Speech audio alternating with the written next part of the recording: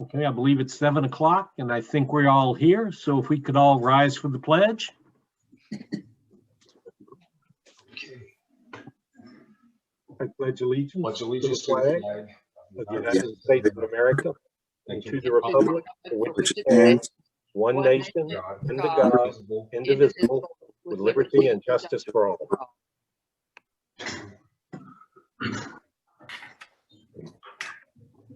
Thank you. Roll call, please. Mrs. Fryrick, here, Mr. Posdow, Here. Mr. Robinson, Here. Mr. Sanders, Here. Mr. Scalette, Here. Mrs. Schrader, here, Mr. Sears, Here. Mr. Sullivan, here, Mr. Tillman. Here. 9 members present. Thank you. Reminder, please mute yourself unless you're speaking. And could we see public comment, please?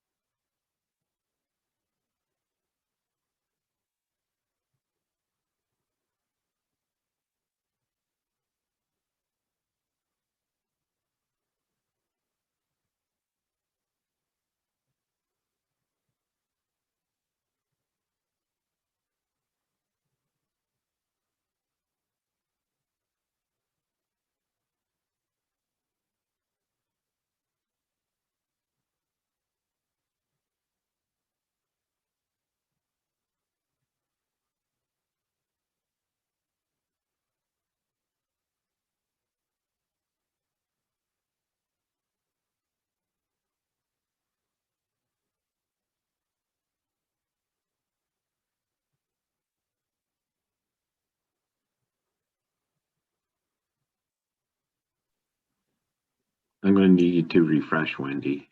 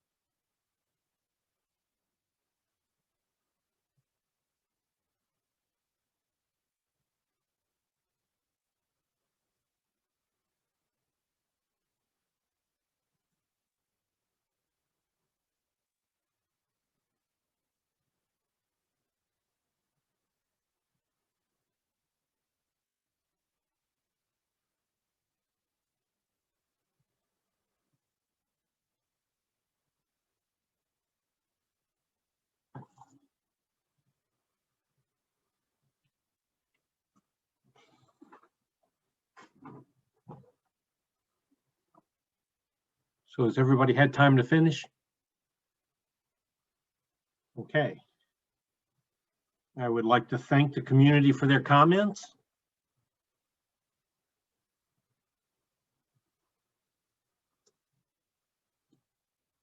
And we have linked here the minutes of the Planning Committee meeting of March 8th, 2021. If there are no corrections, I would offer them approved as submitted.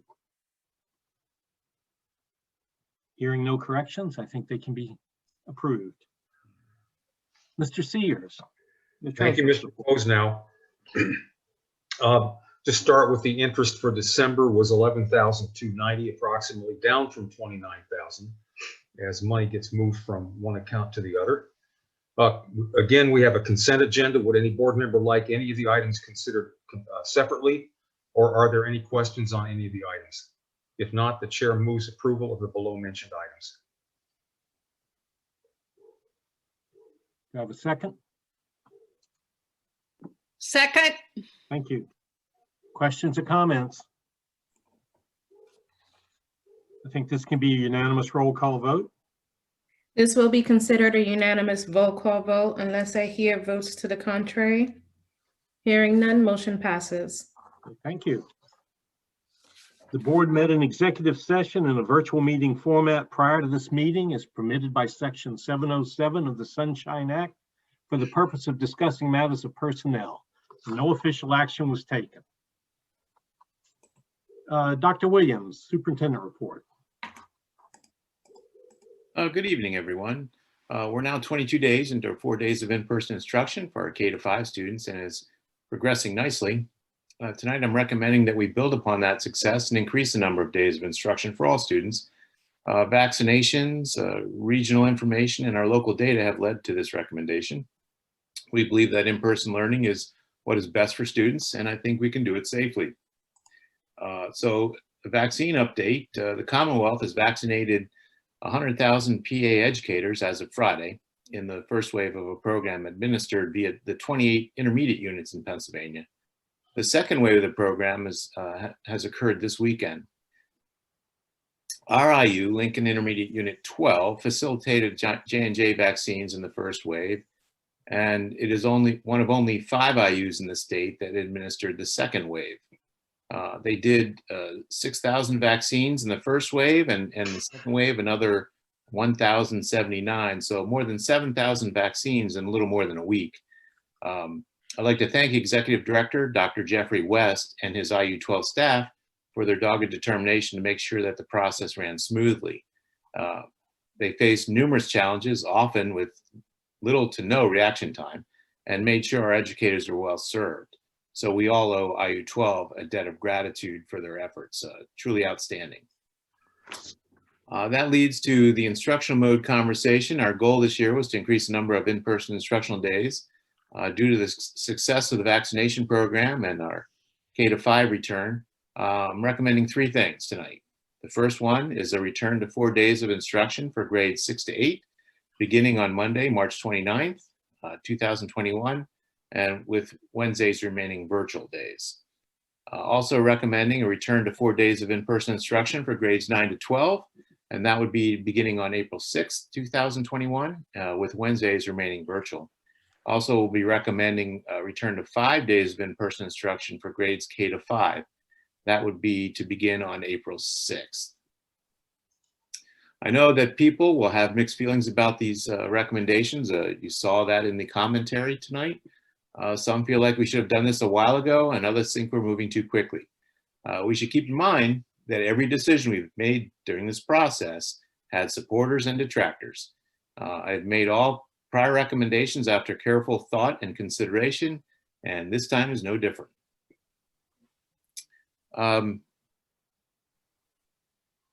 New CDC guidelines. There's been some commentary in the public comment tonight about the CDC changing from 6 feet to 3 feet.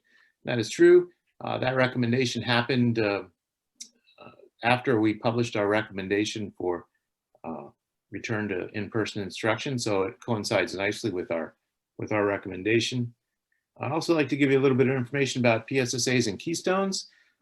In 2019, in the last school year, the Federal Department of Education did not require states to issue standardized testing. This year, they are not going to waive that requirement, but they did give states the flexibility to change how they administer those exams, and the state of Pennsylvania has decided to allow school districts to issue those exams in the fall if they wish. We're choosing not to do that. We're choosing to stay with issuing them in the spring. A full return to school doesn't provide any real advantage. In fact, it makes it harder in some cases to administer exams because the top students, we were planning to bring them in on Wednesdays, and that's one of the reasons we're keeping Wednesdays virtual. So some people believe we're returning to in-person instruction for PSSAs and Keystones, and that really has nothing to do with the recommendation to return in person. On a different note, I'd like to mention that we're planning to forge a childcare partnership. You may remember that Bright Horizons used to serve our families with before school, after school, and preschool programming. That relationship dissolved during the pandemic, and we issued an RFP, request for proposals for people to respond and provide proposals to partner with us to provide those services to families. We had 3 organizations submit proposals. One of them was the YMCA in Hanover, Pennsylvania. Another one was Champions out of Portland, Oregon. And you may ask, why would somebody in Portland, Oregon do that? It's because they have a presence in Pennsylvania and serve some other school districts in Pennsylvania. And the third participant was the YWCA out of York, Pennsylvania. Dr. Kenman formed a committee of teachers and parents to review and to evaluate the proposals, and the committee narrowed the pool to 2 organizations and invited each of those organizations in to present to the committee and to interview them. We're pleased to share that the York YWCA was the organization recommended for partnership. The committee was impressed with the mission of the organization and the passion and longevity of the leadership in their child care division. Mrs. Chichuli is currently working with the YWCA leaders to generate a contract that will be presented to the board for approval in April. Upon board approval, the YWCA will spend the summer months preparing to offer its program for our schools in August. The YWCA offers a variety of summer camps and programs in the York area, and our elementary families will receive communication about those offerings. However, starting in the summer of 2022, we expect that they will have summer programming on our campuses. I also like to mention that some of you may be aware that Interstate 83 is getting widened. This will have an impact on us as a school system because Market Street will be closed for a period of time, causing bus routes to be rerouted around that area to accommodate the construction. They're going to use something called ABC, which is accelerated bridge construction. It's a method by which they build some of it off-site and some of it on-site, and they can do it in a more in a quicker fashion. PennDOT has promised this will be nothing like the Mountain Rose project. I certainly hope they're correct about that. The project will begin in April or May of 2021, so in a couple months, and the detours will start around mid-October of 2021. The detours will place more traffic on Haynes Road, Hill Street, and some other roads. They expect the detours to end in mid-November of 2021. So they're looking for a month of closure there. PennDOT has created a website devoted to this project, and the project will require us to think a little differently about school times for next year. So here's what we're thinking about school times. We believe the best route is for the secondary teacher day to start at 7:30 and go till 3 o'clock, and the student day to be 7:35 to 2:55. At the elementary level, teacher day will start at 8:20 and go to 3:50, and the student day will start at 9 o'clock and go to 3:45. Not a major shift in time, but it's enough that will provide enough time between the elementary run and the secondary run so that we will have few or no late buses, especially during the rerouting of traffic on Market Street. This change will also give us some opportunity to do some set some collaboration time for elementary teachers before school, so that we can take advantage of that and produce great things in that vein. I also want to remind everybody that our facilities page contains historical and ongoing information related to addressing our looming facilities issues. The page contains information from as far back as February of 2019 through this month, including the March 8th, 2021 realignment concept report. And at the end of the superintendent's report is a student enrollment report for March, and that'll be posted when I post this report. And that means we move to letter B, letter B in the superintendent's report, with the administrative recommendation to return to 4 days of in-person instruction for grades 6 to 8, beginning Monday, March 29, 2021, with Wednesdays remaining virtual days. Dr. Williams, before we move to motions and discussions on these things, can you give us a ballpark of how many of the faculty have actually gotten the vaccines now, percentage-wise? Yeah, everybody in the middle school who wanted one was able to get one last week, 2 weekends ago. And that even covered into the high school staff because the IU-12 was able to shift some things around and get some people into the first wave who had been slated for the second wave. And the ones that were remaining were able to get that done this past weekend. So every teacher in the IU-12 area that requested a vaccine was able to get one through their program. Okay, thanks. Mhm. Dr. Williams, what's the percentage of staff that got it in suburban then? That's the number I'd like to know. Yeah, well, we don't have any way of knowing that because we didn't require them to tell us if they got one or not, and they weren't required to fill out the survey to be able to get one. So all I can tell you is that we had everyone who requested one through the program was able to get one. So how many requested one?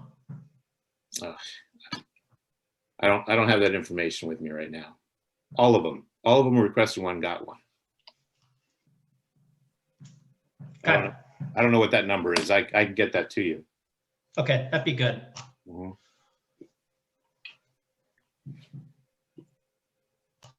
Other questions for Dr. Williams before we move on? Okay. All right. So would you like for me to read these, or do you want to read the recommendations? If you don't mind talking, that I'll leave it up to Okay. you. All right.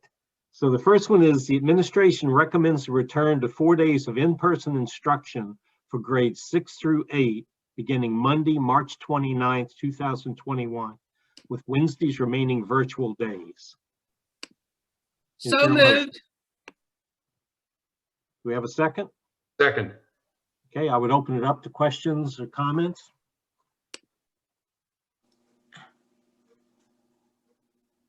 Dr. Williams, how many students do we actually have total at the middle school? And I didn't have a chance to look at the report. Off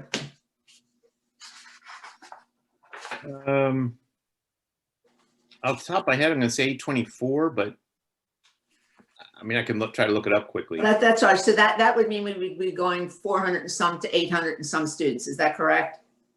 We'd be, No, we Dr. Williams, if I may, sure. we're about 200 some per grade. Our lowest is 203, and we range to 226 being our highest grade. So that's 600 and some, or 700 and some. It's 350. Yeah, no, we're currently sitting around. We were messing with the numbers today, around 320, and then we have about 60 of our students that are attending on top. So around 660, 670 in that area. Okay. I was just wondering how many students are you able to seat, for example, in the cafeteria for each lunch? Then you get a third of that, 200 and some, the equivalent of about one grade at a time, give or take. In a normal situation, yes, we would be doing about 200 some in the cafeteria. Now, because of wanting to promote social distancing, if this were to be approved, we would be actually creating a secondary serving area up in front of the auditorium in that lobby area, so that students would be able to be further spaced out. Thank you. Mm-hmm. Dr. Williams, you had mentioned, and this is going to be the same question for all the recommendations, that the elementary school 4-day was going well. Can you provide some details around that? Other than we had not faced any issues with it. Teachers have had to maybe set their classrooms up a little differently to provide some additional spacing, but we have not hit any roadblocks that we couldn't overcome. Have the quarantine numbers increased because we've gone to 4 days? No, I would not say that that's true. Okay. They've gone up. Have the infection rates increased? That part of the same. Sorry, I interrupted you there. That's all right. I wouldn't attribute it to 4 days, no. Okay. Thanks. Sure. Dr. Snedden, how many students would that put on average in a classroom? And I know there's a wide spread there, but. Yeah, so I mean, if we would stay currently where we are, roughly we would be anywhere from 25 to, I think our highest would be 28. That would be in a class. We do currently have some that are sitting higher than that, at 29 and 30, because of having them split in between 2 different days. So if approved tonight, we would be doing some minor schedule shifting to be able to get that closer to that 28 number. Okay, that's still kind of a lot of desks and bodies. Correct. Thank you. This is Joel. I think I'm correct in inferring that a lot of the commentary that came from students came from high school students, not from kids in the middle school. Probably some, but not the preponderance. That said, I'm concerned about what appears to be a pretty interesting dichotomy of opinion, that for the most part, the high school students who commented were just fine with the status quo. And for the most part, they're saying we're used to this, we're accustomed to the hybrid schedule, and we don't want to jeopardize activities. I'm curious to know whether the the high school teacher, well, I realize I'm kind of out of my slot here, but do the teachers voice these same concerns? Does the administration feel that there's been inadequate discussion or planning to make this transition? Do teachers feel that way? Yes. Do I'm sure that reflect they the do. same- I'm sorry? I stepped on you. Do they reflect the same attitudes about the jeopardy that things like mini-thon and athletic events and proms and such as that would face if we go to a 4-day schedule or a 5-day schedule? I have not heard that as a concern from teachers. I think teachers are very nervous about this process about going to 4 days. Let's focus on the first one first. Let's talk about the high school in a minute, okay? Yeah, thanks. I apologize. Okay. So there are other questions about the grades 6 through 8. Well, to follow up then, are we hearing any concerns from the teachers at the middle school? Dr. Snedden? Yeah, I will say, I mean, one thing to definitely keep in mind, I was encouraged by the CDC noting that going from 6 feet to 3 feet, because going back to 4 days, there was no way that students were going to be kept 6 feet apart within the building. In classrooms, we are going to be mitigating as far as not using lockers, so we're not going to be congregating in hallways. So the teachers are concerned with the increase in potential quarantining that may need to occur, because our middle school currently isn't necessarily structured like the elementary. It's much more structured like a high school, where the students are co-mixing throughout the day. But that's been the case all year, just with fewer kids in the building at one given time. Yes, that's correct.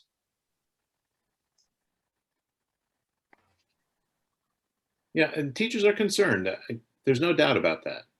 But I look around us, and I thought our surrounding neighbors were foolish to do what they did when they did it. And I've been watching and watching and watching.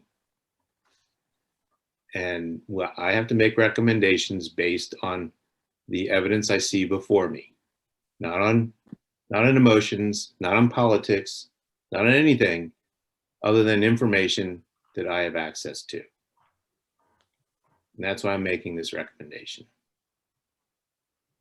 Dr. Williams, could you refresh my memory on what numbers need to be? I think this is designated by the state as to when we have to shut down.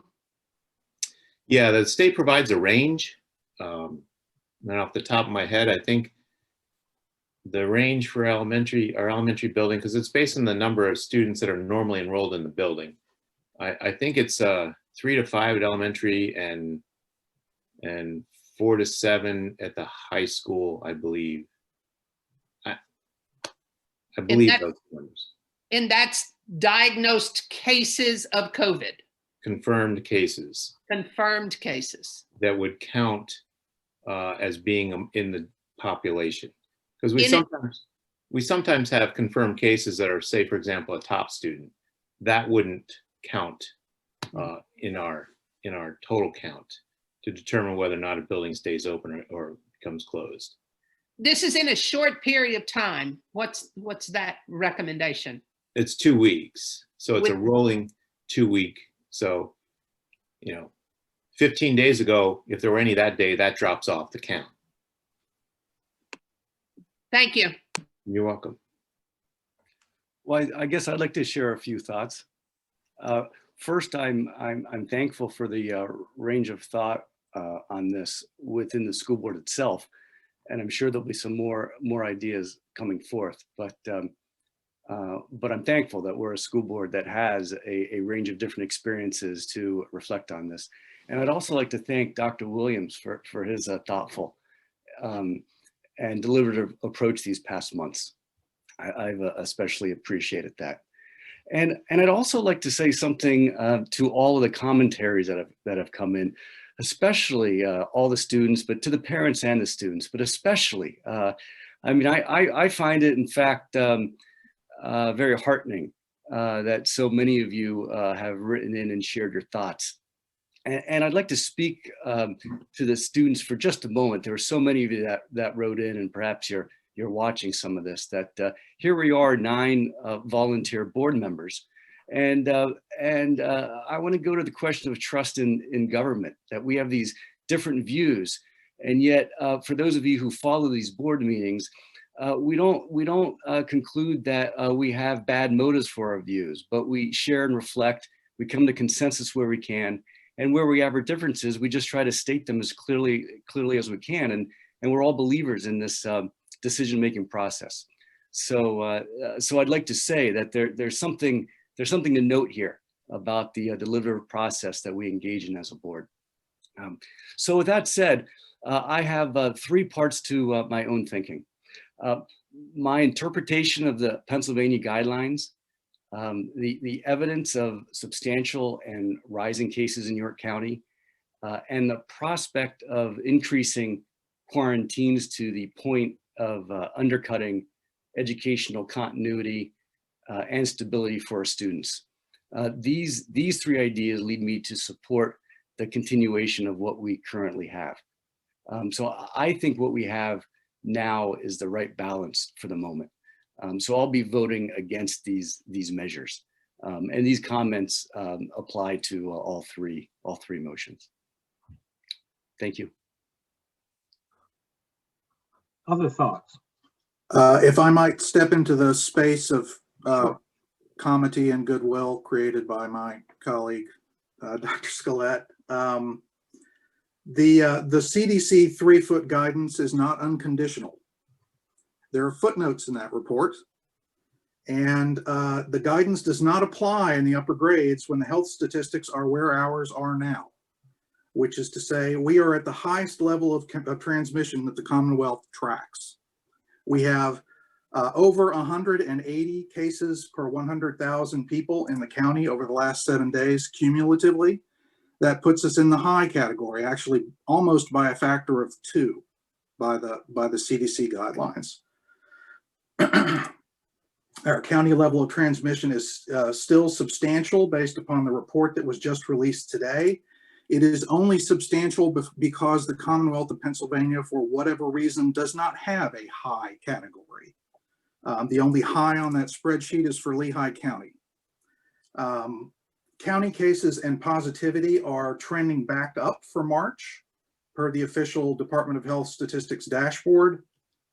We quarantined a classroom at East York a week or so ago. Over the last 2 weeks in the county, we have seen not quarantine classrooms, but building closures at Spring Grove Middle, which was just reported today, West York Middle, Central York Middle, and a little bit further out, but still in the county, Lincoln Way Elementary, South Mountain Elementary, Newberry Elementary, and Dillsburg Elementary. I am concerned that we don't have the staff to manage contact tracing for students who change classrooms upwards of 8 times a day. Our middle schoolers and high schoolers have outside events that bring them into contact with students from other schools. The high schoolers, most of them can drive. A significant number of our high schoolers have jobs in the community that increase their transmission risk to their fellow students or to teachers. I think anyone who is following the news of the NCAA tournament knows that Duke, Kansas, and Virginia had to drop out because of COVID cases or exposures. Duke University ordered undergraduates to shelter in place for a week back on the 13th. I know that we had a lot of student responses to the survey and letters into us this evening that seemed to indicate that our students, while they couched in terms of a lot of activities, understand the fragility even of the hybrid system that we have put together. And while we have managed to have fall and winter sports, we had the musicals, we've managed to do a lot of important activities because we didn't have large numbers of students quarantined. I would very much like to give the students in spring sports and in the play and in the jazz bands the chance to do their activities as well, to say nothing of the chaos that might ensue if kids get quarantined before PSSAs or Keystones. In the high school, as has been noted, we have students in some AP and honors classes who can't just switch over to Top and get the same content if they think the risk of staying in class is too high. I've now heard this from at least a dozen different families over the last month. That was before the meeting started. And although that's no fault of the Top curriculum, I appreciate what the administration has done with Top. I know that you really had to accelerate the development of something that you'd had on the drawing board for some time, and I appreciate all of the academic content creators who've been involved in creating curriculum for Top, but Top does have holes in it still. And I appreciate Dr. Williams' response in terms of trying to give us a clearer picture about whether all of our educators and staff who want the vaccine will have gotten their shots 2 or more weeks prior to a return to 4-day upper grade in-person instruction. But I am sorry, but I can't find myself voting for the middle school and high school changes.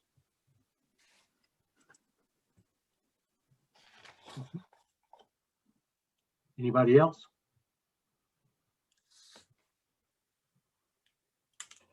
All right, I'll take that as no. Could we have a roll call vote on B, please? Yes. Mrs. Fryrick? No. Mr. Tillman? Yes. Mrs. Schrader? Yes. Mr. Posnell? Yes. Mr. Sears? No. Mr. Scalette? No. Mr. Sanders? Yes. Mr. Sullivan? No. Mr. Robinson? Yes. Motion passes 5-4. Okay, thank you. All right, C, the administration recommends the return to 4 days of in-person instruction for grades 9 through 12, beginning Tuesday, April 6, 2021, with Wednesdays remaining virtual days. We have a motion? So moved. Second. Thank you. Discussion about the high school. Mr. Sears, you had something that I cut you off on. At this point, John, I think I would probably say what Dr. Sullivan has already said. Okay. This is an extremely difficult decision. There's no question about it. One of the factors that we really haven't taken into the discussion, I think, is the mental health of the kids and the impact on their socialization and the sorts of things that we normally associate with in-person instruction. On the other hand, we're obligated to look at what's going on around us. And I know more than one of us in this conversation looks at the numbers every day. The problem I have in interpreting the numbers is that we don't really get a good enough breakdown on some of the demographics that would really help us with this decision making.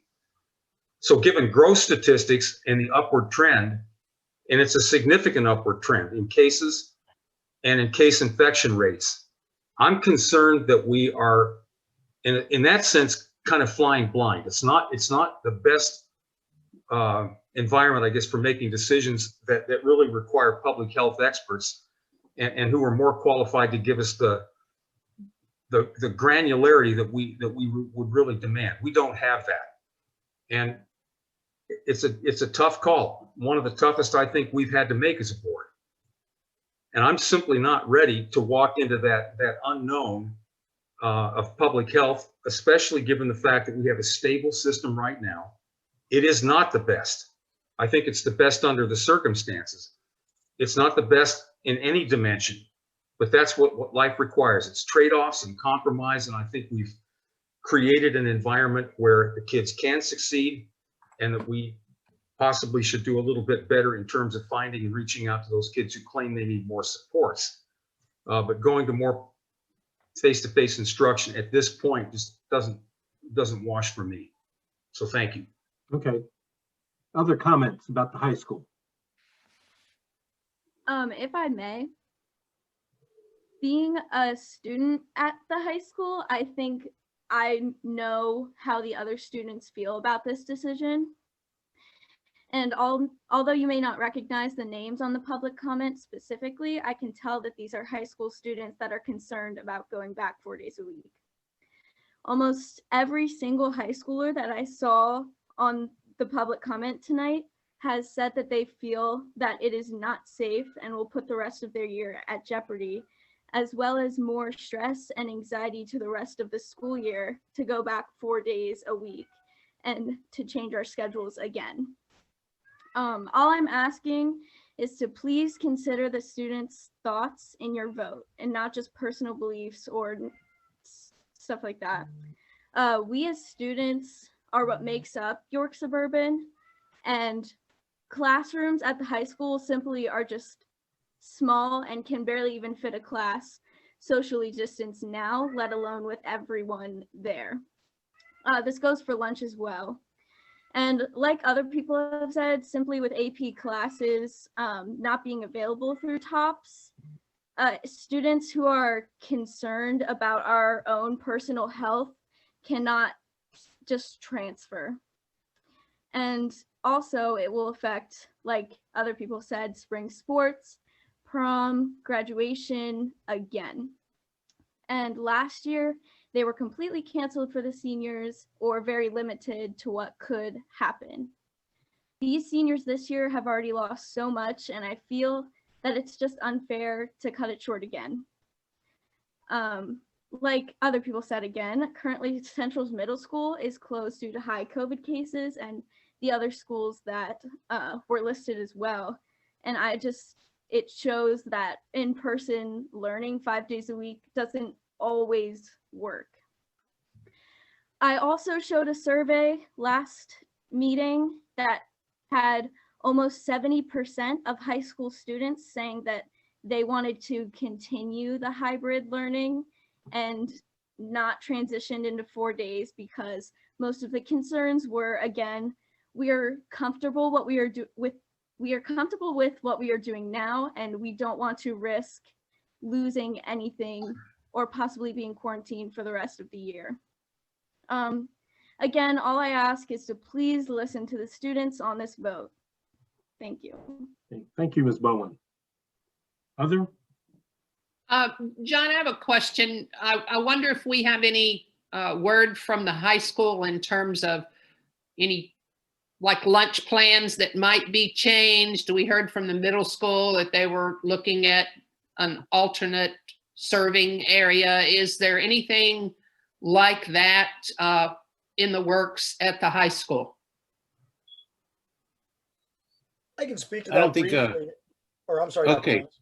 No, I didn't realize you were on, Dr. Ellis. Go for it. No, I can speak to that briefly. I was with the lead custodian today brainstorming some options. Currently, our cafeteria that we are used to using is set up for only 60 students or about 65 when we would typically have well over 300 in there in a normal year.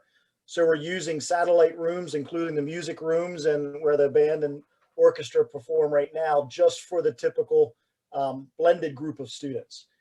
We will have to find additional classrooms if we even want to come close to trying to stay with 6-foot distancing because the students will not be masked. We're going to have to look at either purchasing more furniture or finding extra desks and so forth to move into the cafeteria. We can put more seats there, just the current furniture we have doesn't fit, but we still will be almost impossible to get close to 6 feet of distance for our students. It'll probably be 4 or 5 feet even scattered around all the rooms that we have, unless we use every available classroom in all corners of the building for those students. And then we have a staffing concern. We have to figure out who's going to monitor them. So it's going to be a challenge. I believe we can overcome it, but it certainly will not look anything like a normal cafeteria setting.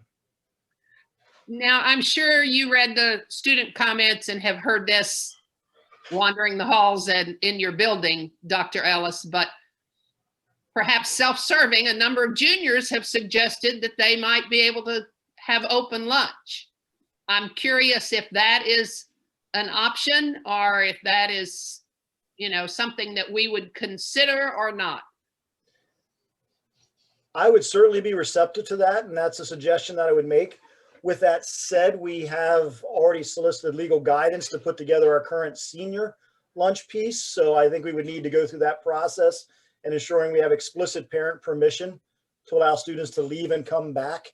It is a different criteria to allow them to leave like at the end of the day because they're simply going home for the day, whereas this would be coming back.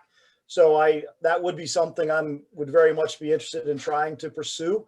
At the same time, it will require some additional I dotting and T crossing to make sure we do it properly. Understood. I knew you'd be on top of it. Thank you. Other thoughts? Do we have a roll? Go ahead. Well, I can't speak for all of the students at the high school, but I can speak for one of them. And that's the one that lives in my house. And she did put one of the dissenting opinions of the student population in, and she would love to be back in school. She finds it very emotionally difficult to be in the situation that she's in right now. It is hard emotionally to not be able to see her friends, to not interact. She wants to go back. She knows that this year has not been the best schooling that she could get, and she knows she's missing out. She wants to go back. One of the common threads that I see in a lot of those comments, and this is brought up to me by my daughter all the time, there's some self-serving interest in kids not wanting to go back to school. And a lot of those comments talk about their work schedules. So these are children that are worried about their contact in school, but are actively out in the community doing work in many locations. And I understand what they're doing. I don't fault those comments, but I think it's important to understand that they're not curled up in their house, not interacting with the general public. They're out and about, and honestly, we're giving them more and more opportunity to do that by having them not in school. I know there's not a lot of time left in this year, but it's about 20 more days, and I didn't do the math, but I think we got about 30 per marking period, 38 or something of in-class instruction. We're going to get like an extra 20% of days by going back in the end of the year. So I'm fully in support of this motion. Other? I think my only observation would be, I think we're asking a lot of Dr. Ellis and the administration at the high school in a week to come up with solutions to do this. He said there were things we'd have to work through legally. I just think we're asking a lot. That's just kind of an observation. If there are no more, can we have a roll call vote, please? Yes. Mr. Sullivan? No. Mr. Tillman? Yes. Mr. Sears? No. Mr. Robinson? Yes. Mrs. Fryrick? No. Mr. Sanders? Yes. Mr. Posnell? No. Mr. Scalette? No. Mrs. Schrader? No. Motion fails 6-3. Thank you. And the last motion is that the administration recommends a return to 5 days of in-person instruction for grades K through 5, beginning Tuesday, April 6, 2021. We have a motion. So moved. Thank you. Second. Thank you. Discussion? What would we gain by the extra day? What's the rationale other than having 5 days of face-to-face? Well, the rationale being that success with 4 days, able to do it without a lot of major adjustments, and going back 5 days means that teachers would not have to be preparing virtual lessons for Wednesday. Just a more consistent instruction. Okay. Face-to-face. Other questions? Yeah, John, these are the most critical learners. And adding that 5th day, I think is immensely important for this age group. We've lost so much through the course of this year by not having that face-to-face interaction, aside from the mental and social impact of things. They need to go back a full 5 days at that age level, is my opinion. Okay, thanks. Other thoughts? This is one I will support, John. I think that the track record for the 4-day model is working, but in addition to that, we're talking about the kids that are the least likely to contract and communicate the disease. So I think from a public safety standpoint, we can move in that direction and we can do it safely. Okay. Other? Just for my own edification, is there a transportation cost increment associated with the extra day? No, Okay. Just because of the nature of our contract with the provider. right, and we budgeted at full cost. Okay, thank you. Could we have a roll call vote, please? Yes. Mr. Sears, Yes. Mrs. Schrader, Yes. Mrs. Fryrick, Yes. Mr. Sanders, Yes? Mr. Sullivan, Yes. Mr. Robinson, Yes. Mr. Tillman, Yes. Mr. Posnell, Yes. Mr. Scalette. No. Motion passes 8-1. Thank you. Okay, thank you very much. Tonight's administrative reports are Dr. Stoltz and Ms. Bedell. Dr. Stoltz, would you care to go first? You're muted, Dr. Stoltz. I do it all the time. Sure. Wendy, okay, Wendy gave me the power to share my screen. Something a little lighter, spring at Yorkshire Elementary School. So things are feeling a little bit more normal, I guess, as we have more kids in school. And I'd like to highlight 2 fun things that are going on right now. Yorkshire, together with East York Elementary, both Title I district-wide buildings, are doing a 2 schools, 1 book read this month. So we had committees that worked together and selected the book that I have on my nightstand, because just like the students, I'm doing my chapter per evening, getting ready for our trivia the next day. The pictures that I added there, the little girl down on the left, she's actually a top student. So our special programs and special activities along with this are available to our top students.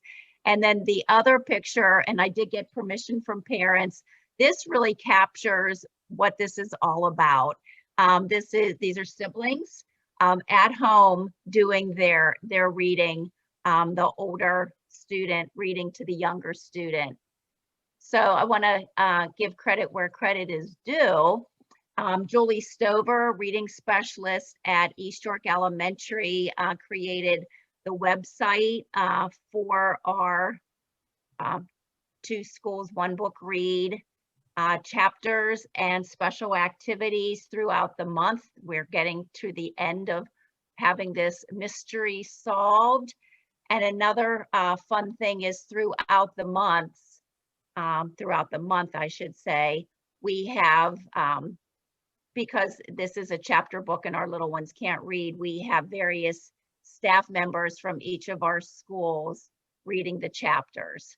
So it's just been a fun activity, which will be culminating next week.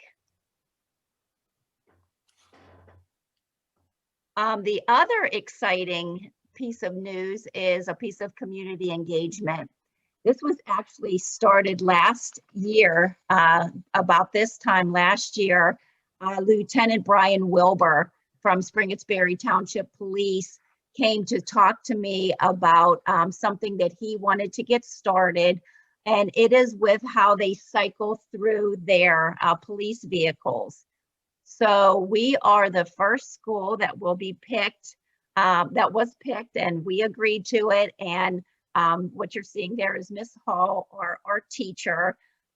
We selected 2nd grade students. Will get to design a police vehicle. And then right now they're doing their design. We're going to vote on our favorite school design, which will be an actual wrap on a Springersbury police car. And the big reveal of the actual police car will be at the National Night Out, August 4th. And they're thinking probably St. Joe's, but they're not, it's not firmed up on the plans for that. So we're really excited. What a neat community involvement. And we may, depends on, we might end up doing something. There was an idea of 3D printing of these different designs that come in. So be watching for that this summer, something to look forward to on August 4th. And then my final pitch is, because hopefully a lot of people are listening in tonight, telling your neighbors, friends, relatives about our kindergarten registration. It's all done currently online, and get those kids back in school. So thank you.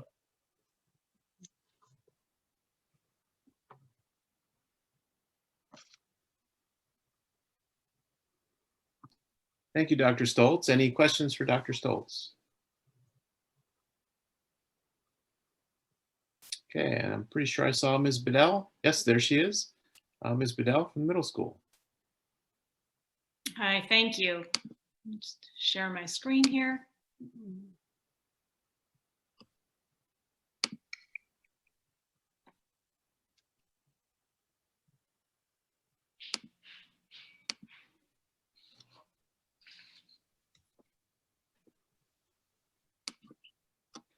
Okay, so I'm going to start this evening by sharing some exciting news that we actually just found out about today. We had several of our 8th graders who were honored in the York County Science and Engineering Fair, winning some national awards as well as local professional awards. And you can see their names listed there on the screen. In addition, some very exciting news, and I've heard that this has happened previously, but it hasn't happened for some time, that we actually had 2 winners with the Junior Division Reserve Grand Champion, Jackson Miller, who is the Reserve Grand Champion, and then Austin Fry, who was the Grand Champion for this year's Science Fair Award. So we took home the 2 big prizes this year, which is fantastic news. Jackson Miller, by the way, is the son of Andrew and Tammy Miller, and Austin Fry is the son of Randy and Rachel Fry. So we're very excited to honor them and congratulate them on their work. So really quickly, just to show you what they did, and I know that it's hard to zoom in on this, so I will share information, school board members, I will email you with all of the details of all of our science fair projects with their books and their media posters, so that you can see the fantastic work that they did. But Jackson was in the category of environmental engineering, and he questioned what type of roof keeps the inside of a structure the coolest. And then we had a comparison of all natural homemade moisturizer versus man-made moisturizers, which was Austin's project in the materials science category. So board members, do look for that in your email, and you'll be able to see all of the great work that everyone did with this particular project. In addition, we also want to honor our Math Counts competition winners. We had 15 students who were represented at the middle school in the Math Counts Lincoln chapter competition, which includes students from Adams, Lancaster, Lebanon, and York counties. Pictured here, we've got Clarence Cashauer, Asher Hortman, and Jonathan Sturmer, who qualified for the chapter invitational. Although we didn't make it to the States this year, we were close, so we're very proud of these students. We'd also like to honor our Writer's Eye competition winners. We had several students participate this year. In 6th grade, first place went to Emma Haldeman. Eden Gracie placed third. In 7th grade, Alexia Percanto placed third, Cambria Green placed second, and Karen O'Connor placed first. And taking a look here at our next slide, Growing Together, I'd like to honor and feature our autistic support students. They have been working on a project with Mr. Thomas, who's our computer and information technology teacher, and with Mr. Moore, who's the applied engineering teacher. So they've been cleaning up the courtyard and working to grow plants in the greenhouse. They planted a variety of herbs, greens, and flowers. The flowers will be planted around the grounds of the school to brighten up the area in the spring, and the harvest of the crops will be used by the community and York Suburban Middle School students. So this is a great opportunity for our autistic support students to work on developing their skills. It's a real life setting for them to develop pre-vocational skills while working to help others. I do want to shift over and make sure that we're honoring our teachers here a little bit. Our student council members, Sophia, Gina, and Emma, and the PSO parents donated their time and treats to celebrate our teachers for St. Patrick's Day. Dr. Sneddon and I also honored our teachers on St. Patrick's Day. You can see there that they were our pot of gold at the end of the rainbow. And they were able to win prizes on our professional development day that they then got to wear during our St. Patrick's Day spirit contest. You can see Mr. Showbaker there won this lovely orange beard. In regards to Professional Development Day, to continue that a little bit, part of why we're happy to honor our teachers is because they have been working so hard and continuing to push themselves to grow professionally. Our March 12 professional development focused on assessment and exploring ways that we can use assessment to measure students' understanding of the established goal. We do have several student teachers who are working with us this year as our teachers are sharing their expertise with them. You can see here we've got Sadie Wurzbach, who worked with Mr. Knoll, Allison Ultimos, who's working with Mrs. Cummings, Howard Brosnan with Mrs. Eifert, Sarah Troutman with Ms. Stayer, and David Fowler, who's working with Mrs. Intreri. So we're really happy to have all of these student teachers here working with us. We do have a Social Emotional Learning Day coming up on Thursday and Friday of this week. Students will be celebrating social emotional learning, and Governor Wolf instituted this day. We've had Sarah Rodenberg working furiously to put together a great plan for students and teachers for Thursday and Friday of this week. As you know, studies show that social emotional learning provides many benefits for students, from improved social emotional skills, well-being, and behavior to improved academic outcomes. So we're really looking forward to this great program that Dr. Rodenberg has put together for this week. Some of the things that they'll be doing include brain breaks, reflective writing, getting your hands messy, self-care, and pause, honor, and reflect. And then lastly, to end on a little bit of a fun note here, Mr. Evans and one of his students have a crazy sock competition going on, where every day they see who can wear the craziest socks, and who would know, one day last week they both wore the same pair of socks. That concludes my report, unless there are any questions.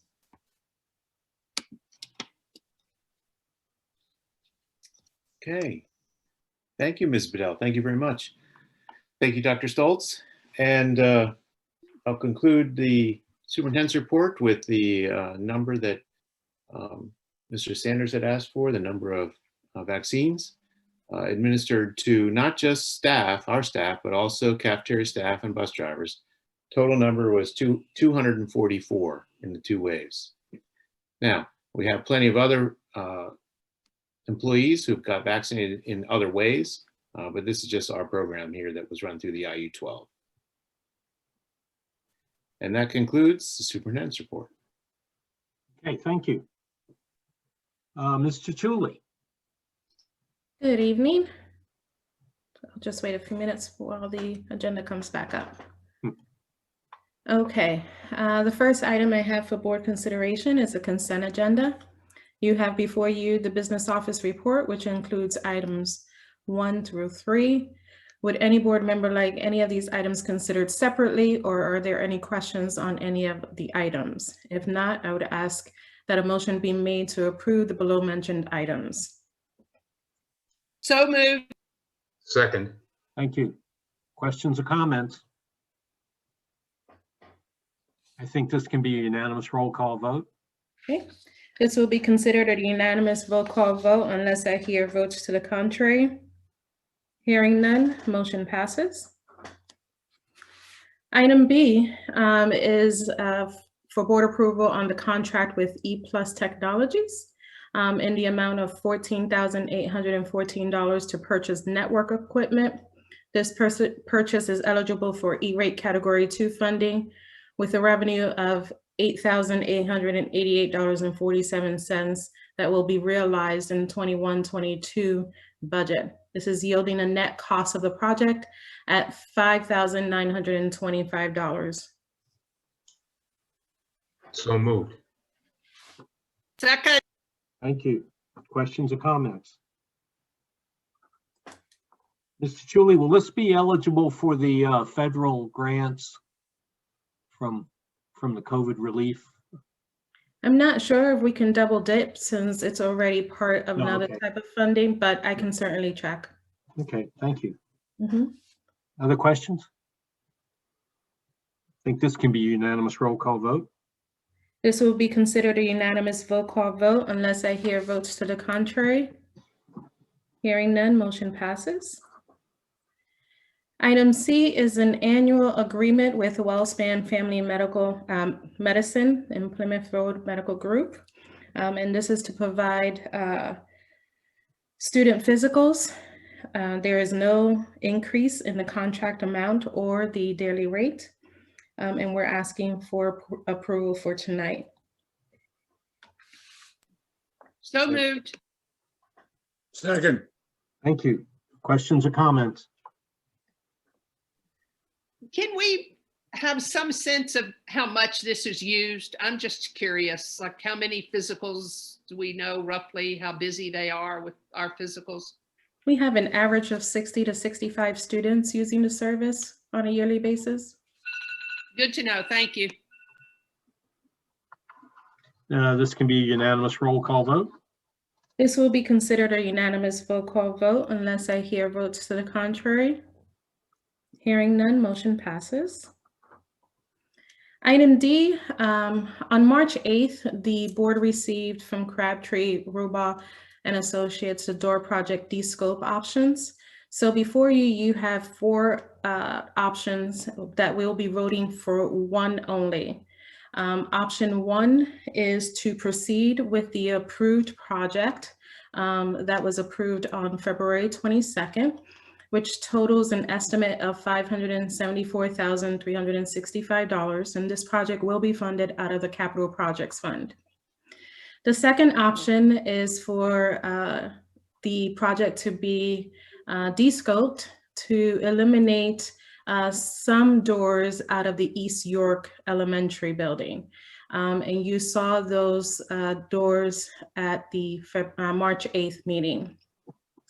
This would yield a reduction in costs by $28,622.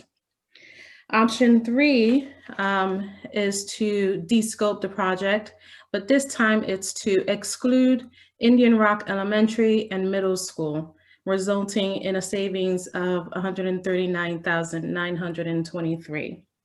So before I review option 4, some concerns that we have with options 1 to 3 is the lead time of the doors. At the February 8th, I believe Mr. Wentz, who's also on the conference this evening, the lead times at that point were about 6 to 8 weeks. It is now more like 10 to 12 weeks, and we anticipate that the project will extend into the school year. So it will not be completed by the end, before the start of the school year. Then option 4 is to reject all bids and wait until we have a larger project and combine this project with that. The concern with option 4 is the perception of the contractors who have bidded on this project. The concern is that perhaps, we've bid this project twice, and with the possibility of rejecting it today, that is the second time we would bid, and then reject bids. And so it may leave a bitter taste in the mouth of our contractors. So we are concerned with that. However, that we may be able to mitigate that bitterness if we were to combine this project with a larger project. And so I'll ask Mr. Wentz if there's anything that I've missed or if he would like to add anything further. Thank you. I think you summarized it pretty well there, Kathy. I'd be happy to answer any questions related to the summary that Kathy provided. I have a question, Kathy. What project might be on the horizon that we would combine this with? We have several items. Ms. Fry and Mr. Gerling are currently working on developing a capital improvement project to provide to the board as a proposal for the 21-22 summer. And so we have a couple of mechanical projects that we're looking at. We also have, of course, our 5-year capital improvement list that we will be prioritizing as well. So there are opportunities to combine this with a larger project. Okay, I just have a concern that we keep pushing the repair of those doors, some of them which are in dire need of repair and the work, particularly down at East York. I don't know.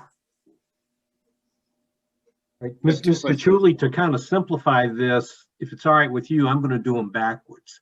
So the first motion is going to be number 4. Okay. That'll simplify it. So the first motion is to rescind the February 22nd approval of bid awards and postpone the door replacement project. Do I have a motion? Excuse me? So moved. Oh. Second. Thank you. So starting with that one, questions, comments, thoughts? Yeah, I have two questions. The first is, do I understand of those 4 options, the administration is recommending this one? I don't think so. We're not making any recommendations. They've given you 4 options. No recommendation. Is that? Yeah. That's correct. We're not making a recommendation. We're providing you with what we've been asked to do, is to provide descoped options. Second question.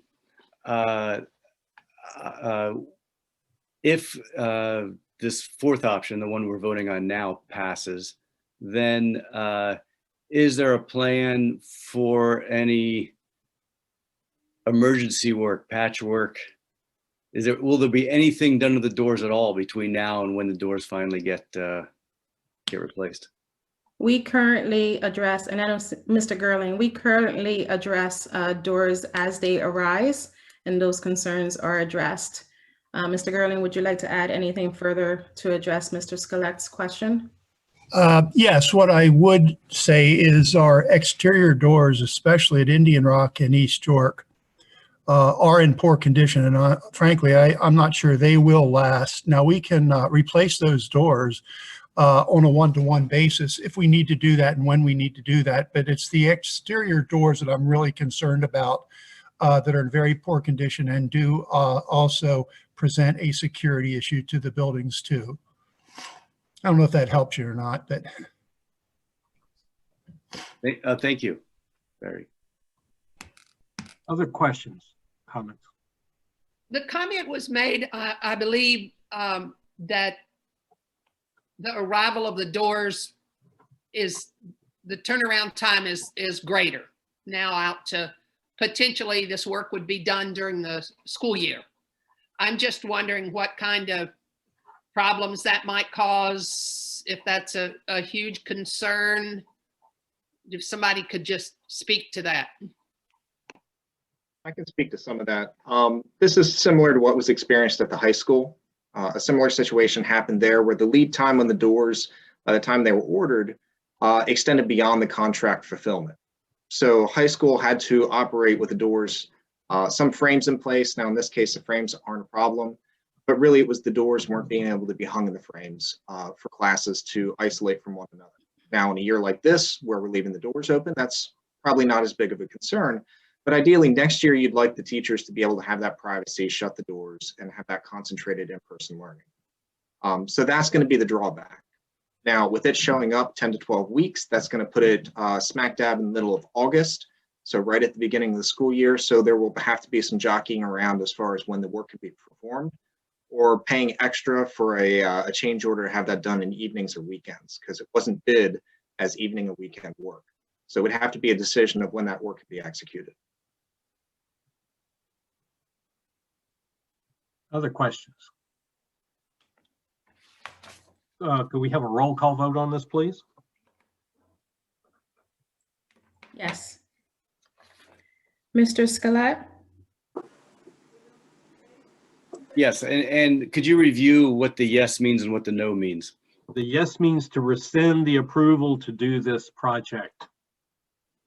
Right Yes. now. Okay. Yes. Mr. Robinson?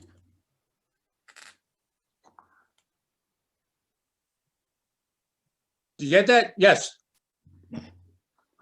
Mr. Tillman? Yes. Mr. Posnow? Yes. Mr. Sanders? Yes. Mr. Sullivan? Yes. Mrs. Schrader? Yes. Mr. Sears? No. Mrs. Fryrick? No. Motion passes 7-2.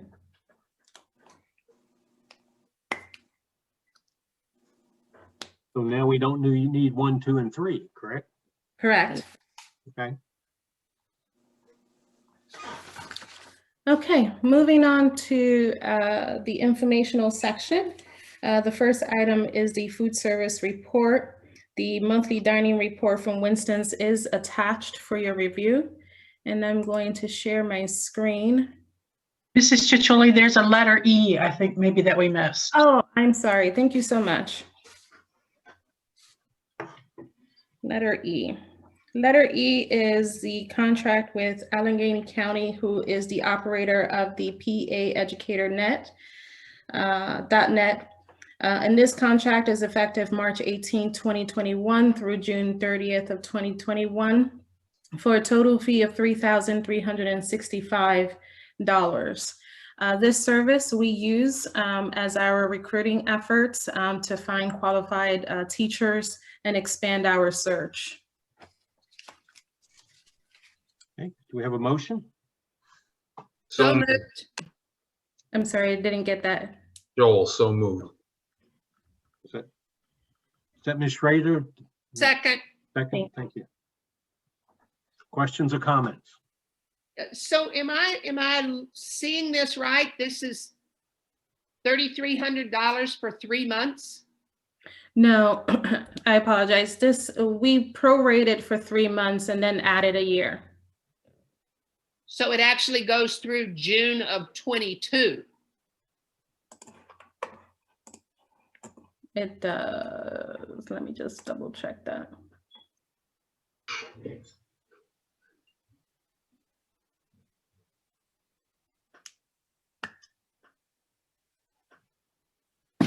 I was incorrect. It is the cost of 1 year from March 21 through June 21. That's not a year. That's 3 months. That's That's only 3 3 months. So you prorated it. And this is a service for teacher applications? I'm sorry. May I ask Dr. Krauser, in the payment section, it says that it's prorated from March 18, 21 and through June 30th of 21.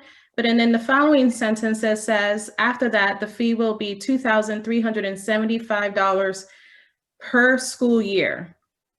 So is that effective July 1st of 21?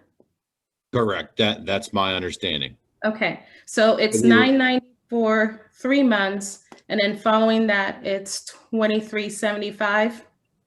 Correct. My understanding was it was the backfill to the last part of this fiscal year, and then begins the new contract on an annual basis. Okay. I'm sorry. Does that answer? That Mhm. clarifies. So the 3365 is for the 3 months plus the new year.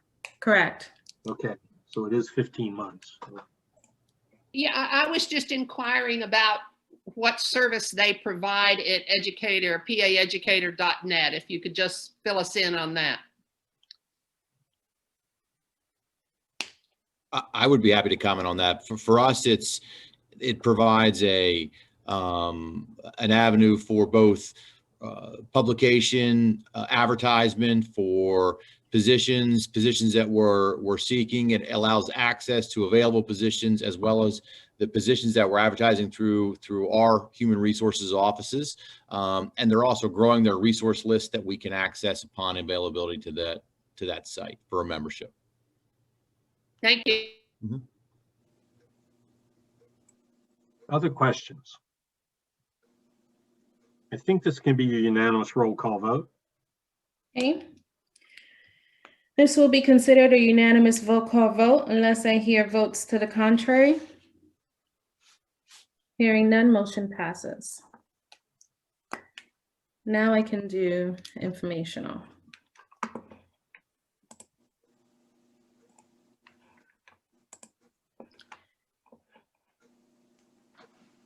Can you see my screen? Do you see the report? Yes, we do. Okay, thank you. Okay, so through revenues and expenditures through February 28th of 2021, in the food service fund, we've received revenues of $525,603, with expenditures at $563,067. As you can see, we currently are running in a deficit, and that's mostly due to the first couple of months of the school year. Since after the first 3 months, we did make significant changes. And in the next slide page, you'll see that we've, for the most part, have been running in a positive with the exception of February. And that's mostly due to February being a shorter month than the rest of the months.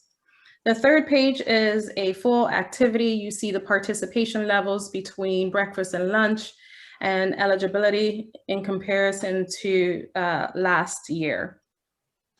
If you have any questions after reviewing the document, please feel free to email me and we'll address them unless you have questions now. Okay. Mrs. Chichilli, how long does the free lunch, free meals continue? We are approved through June 30th of 21. Okay, so do we know what will happen this summer, or is that still up in the air? At this time, I don't know if the state will extend it past June 30th. We hope, but we're not sure. Okay, thank you. You're welcome. Any other questions? Okay. The second item, I try to make it as large as I could, so but it is also attached to the agenda, is the year-to-date budget, which reflects revenues and expenditures through the end of February. And you'll notice right away that our revenues are on par with this time last year, which is great news. Again, the majority of our revenues come from local sources. So I just want to highlight a couple of items. Our real estate season ended December 31st. And so anything that we're receiving as far as taxes for property taxes is either delinquent taxes or interim revenue. However, we have EIT. With EIT, we have good months and we have bad months, but overall, we've collected $1.4 million out of the $3 million that we budgeted, which is about 47% of where we were. Year over year, we're slightly ahead. but that's not to mean that next month will be a good month either. And so we just take it from month to month and try to reevaluate where we are. Real estate transfers, however, are exceedingly high. We've already surpassed our budgeted numbers. We currently have revenues at slightly above 760,000. We budgeted 625,000. So we're, above 130,000, which is a great thing. Delinquent taxes are about 317,000. We're slightly running behind in this area, but we still have a couple of months yet of collections. Interest earnings, surprisingly, we have collected or earned $165,000 out of the $169,000 that we budgeted. However, in February, our interest rate changed from 1.05% to 5%. So we'll see interest earnings slowing down a bit in this area. And that is the main purpose of why we are currently doing a RFP for banking services. Other components of the local revenues is the activity fee and facility rentals. And due to the pandemic, this area has been significantly down. State and federal revenues are trending as anticipated. One change that you will see in next month's report is that in the federal section, we need to do a journal entry to record one of the CARES Act to prior year, because that is where the majority of those expenditures occurred. And so we have to accrue it back to that year. So you'll see that slightly drop by under 300,000.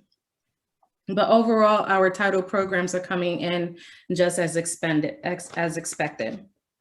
On the expense side, you'll see that compared to last year, we're at 60% of our total expenditures as compared to last year, about 62, which is not a big difference. The most difference that you will see in that area is in contracted services. Last year, we were at 2.7 million spent, and we're currently at 1.9 million spent.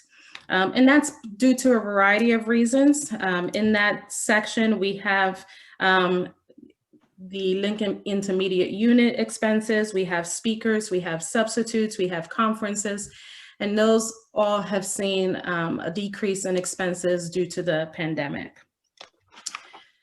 You have both graphs to review as well as expenditures by function. Are there any questions on this report?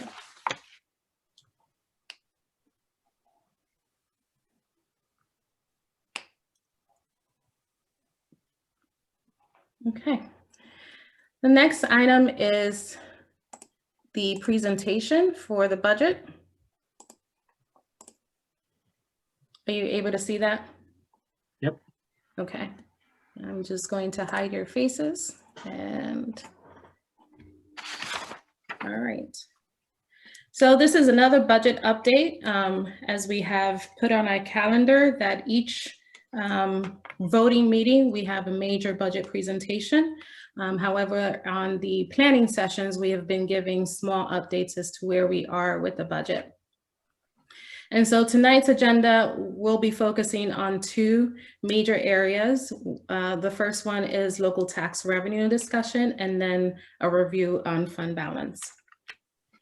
This is our internal calendar that you see at every meeting. The only change that we'll make here, and you'll see this in later slides, is that we had proposed to adopt a proposed final budget at the April 26th meeting. We will need to do that at the April 12th meeting so that we meet the Act 1 requirements of having 30 days between proposed final and the final budget adoption. These are Pde deadlines, so theoretically or ideally we have until May 31st to adopt a proposed final and June 30th to adopt a final budget. So we're going to focus on local revenues first. And as I previously done in presentations in the past, I've highlighted that we have a high reliance on local revenues. Local revenues make up about 77% of our total revenue budget. And real estate taxes make up 91% of local revenues. So there are a couple of things that I want to review for community members who may not be aware that there are two major components of calculating taxes. The first is the assessed value. Now, the assessed value of a home is not the same as the market value. The assessed value is different in that it is based on a percentage of the appraised value, in which is used to determine what the property taxes are. Where market value is the value of a home on the market. So we take the assessed values, which for us is a total between Springersbury and Spring Garden of 1.8 billion in assessed values. The second component is the millage rate. In the millage rate, we multiply that millage rate against the assessed value. The value of 1 mil is 1/1000th of a dollar, or $1 for every 1,000 of the assessment. So our current millage rate is 23.6474. The value of 1 mil is $1,843,506. I'm sorry, I went too quickly. And so when we take those two components, we know that a tax increase is 1% tax increase is $422,863 at a 97% tax collection. If we increase taxes to the adjusted index of 3.6, it only equates to 0.8513 of a mil. So it doesn't even equate to a full mil.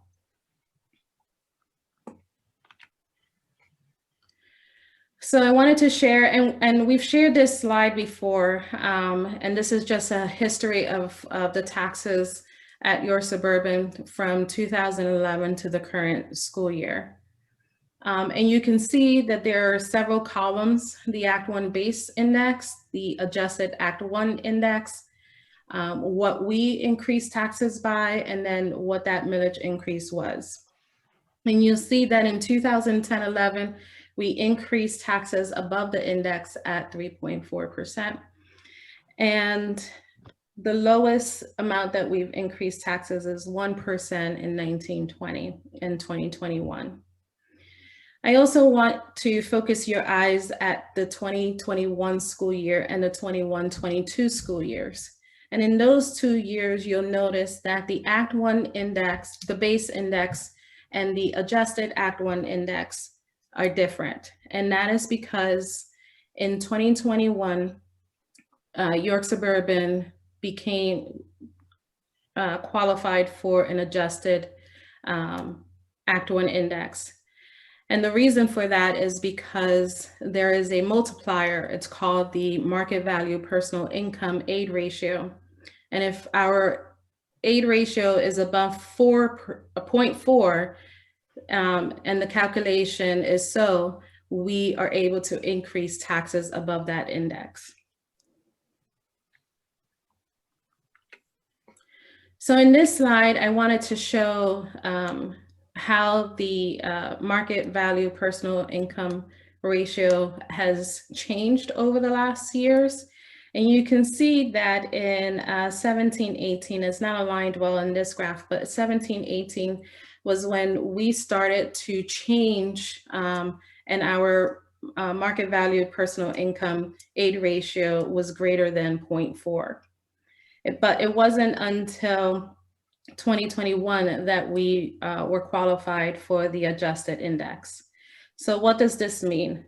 A school district's combined market value and personal income really is an indicator of wealth for each resident student as compared to the state average.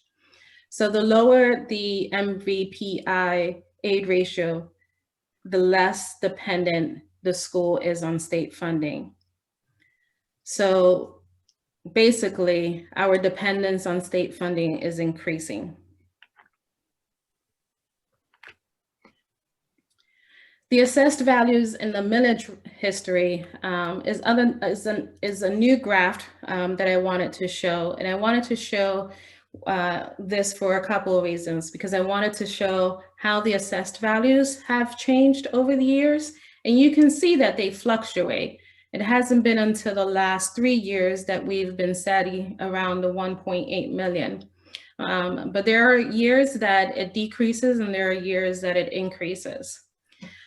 The millage rate is what you see at every slide, and then what it would be, what are our revenues at 100% collection? So what would our revenues be if we collected 100% and we didn't turn anything over to the county for delinquent collections?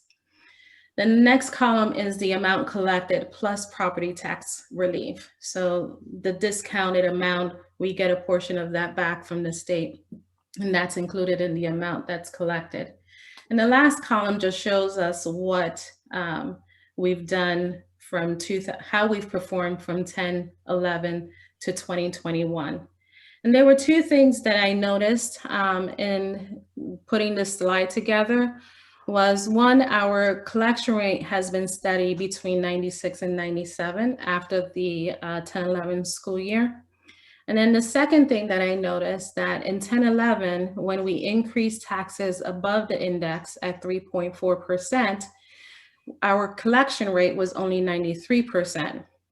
Now, this could be because of certain reasons. 2010-11 was a transformative year. First, it was the year that, it was 2 years after the 2008 recession. And if you recall, at the beginning of the pandemic, Dr. Williams mentioned that year 1 would be bad, but then years 2 and 3 would be worse. And that's what we saw after the 2008 recession, is that with school districts, there was a delay impact. The second thing, there were major changes that were made on the state side. Didn't really impact local revenues, but certainly it impacted state revenues. Equalized mills is a comparison. Equalized mills comparison is a great way to see how we measure against other school districts when we're comparing local tax burden. So generally, high equalized mills represents a higher tax burden than lower equalized mills. So the difference, one of the components that you have to understand is that this is a 3-year average. And the calculation is outlined before you. And you'll see that for 17-18, York Suburban is equalized mills is 24.90, but the state rank is 64. And we have the other counties, other school districts in the county as comparison. The last slide on tax comparison is one that you see frequently, and that is how we're doing compared to other school districts in the county. And I would be remiss if I did not mention that out of the 15 schools, 12 did not increase taxes for 2021. So we're going to move on to fund balance, and we just have a couple of slides here, and then we'll get into a budget update. So there are 2 governing documents that determine our fund balance. First, our board policy 620, and this is a small section of that board policy. The second governing document is Act 14, which sets the limitations on the unreserved fund balance. And so this is just to remind us what the board has set as perimeters for both unassigned and total fund balance. Here's a breakdown of our fund balance, and you can see that we have several reserved for various reasons. If you compare pension, you'll notice from prior presentations prior to me that this number has been steadily going down, which it should, because we put this money aside to help with increases year after year. I have an asterisk next to the assigned for healthcare, and that is because we will be asking the board to consider moving this money out of general fund and into the reserve insurance fund.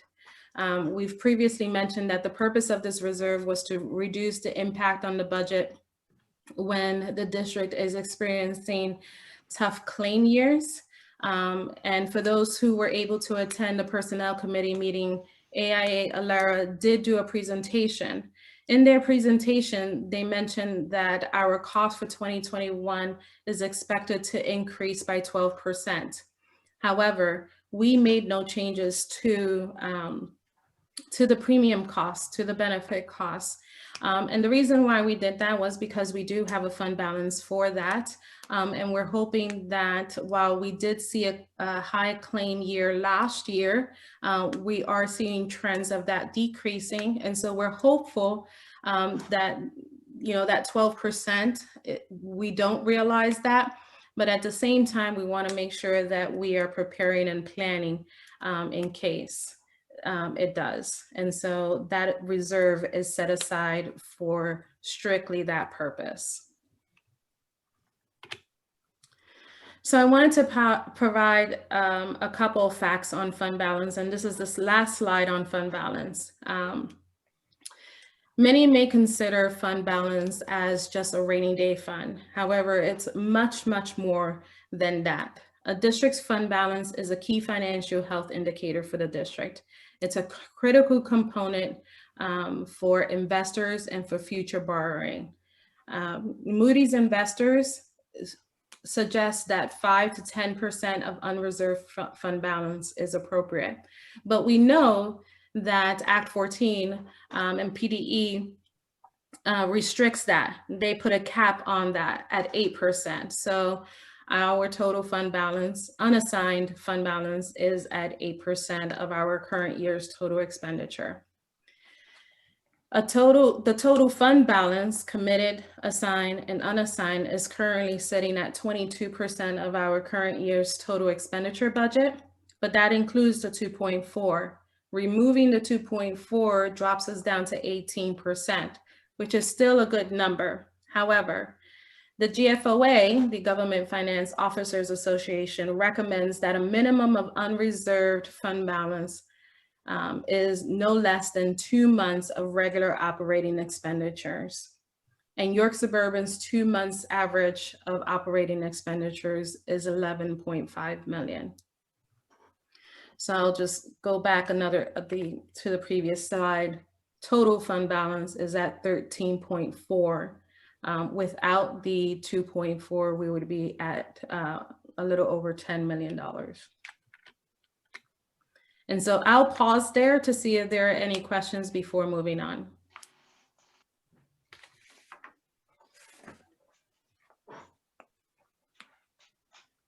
Okay. The next couple of slides will focus on changes that we've made to the 21-22 budget since March 8th. And as we've done in the past, we'll provide the board with different tax scenarios, and then we'll provide the board with 4-year budget forecasts using different rates, tax rates for the 21-22 school year. So changes that we've made at the March 8th board meeting, we were sitting at a deficit of $848,449. And that was using a 1.9% tax increase along with $300,000 in reserves. Since then, we've made changes to salary and benefit projections and its corresponding subsidies, and you'll see those there. We've also made changes for column movement. So the increase to the budget for column movements was $171,000. but the corresponding subsidies also increase as we get 50% of the PSERS and Social Security.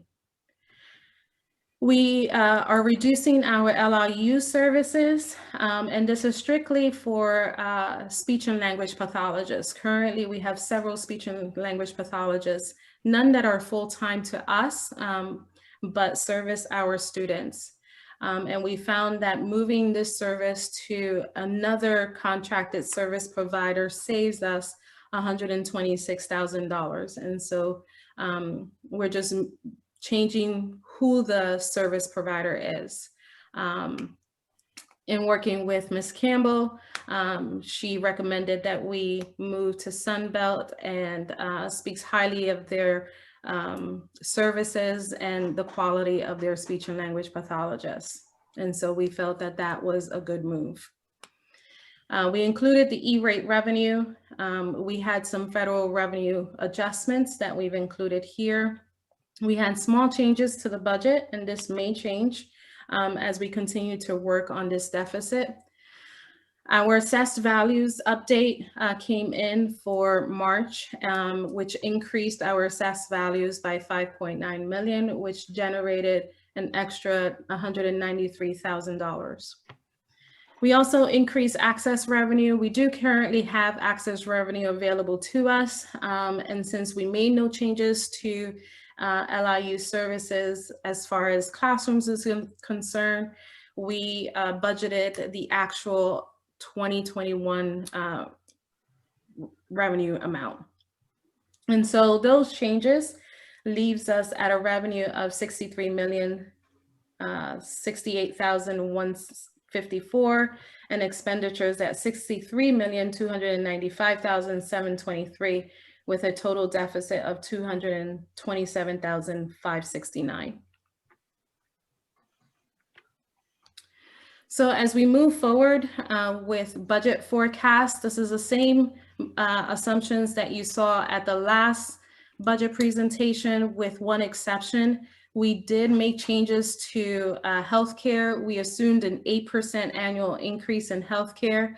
And industry trends suggest between 5 and 10% have been the norm. And so we wanted to make sure that when we were looking at our long-term budget forecast that we were planning for increases in healthcare. Here are our tax increase options at 97% collections, and you'll see what those revenues are. After the meeting, I will forward the board this slide on a separate document so that you can have a better look. Kathy, back on the prior slide. Mm-hmm. Yeah. Is there a typo in there? Could you back up 2 slides to get back to what you, one more? No, that one, yeah. Come forward 1. Forward 1? Yes. Revenue generated at 96% collection rate. That is a typo. At first we were doing projections at 96, and when we found out that this year's tax collections came in at above 97%, we wanted to make sure that we reflected that COVID is not having an impact in this section. So I will correct that. Thank you for catching that.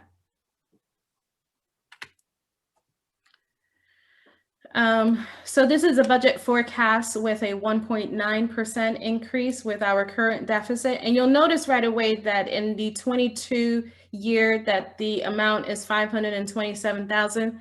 That's because in the slides that I've showed you, I've already taken into effect that we're using 300,000.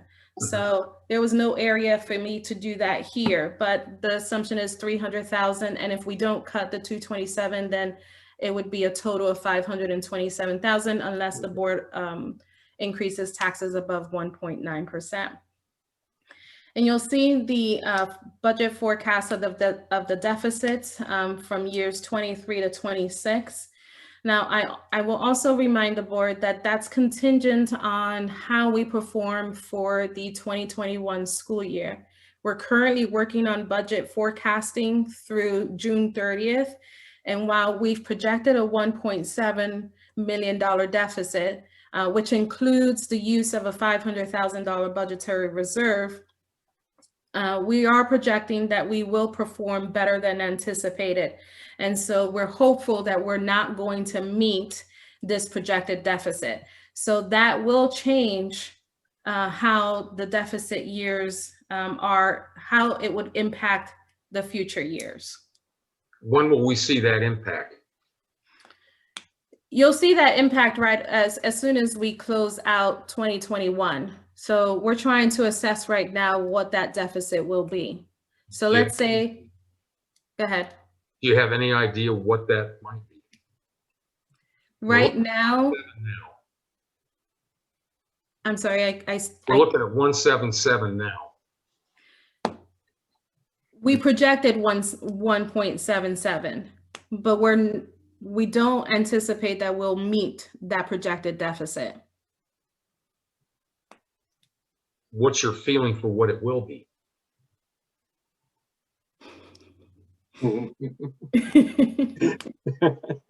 Are you going to hold it to me? No. If I throw out a number? I mean, it changes from month to month. There's So no right or wrong number, but if you have that feeling, it's based on something. I'm hopeful that it will be under 500,000. I am projecting right now as we sit in this meeting, I'm projecting a deficit, but it's under 500,000. Okay, that's what we're looking for, that information. Thank you. You're welcome. If it comes over 500,000, I'll just make note for the record that I was hesitant in answering your question. So noted. Okay. So You Kathy, don't want to put your head on the chopping block, Kathy. so Kathy, if that number is 500,000, does that change the next number by $1.2 million? The next number meaning 22 or 23? 22. The 527,000. No, it doesn't change that number.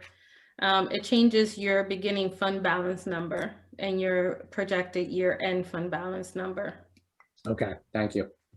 Because and while we didn't meet those that projected deficit, those expenses still exist. We didn't cut expenses.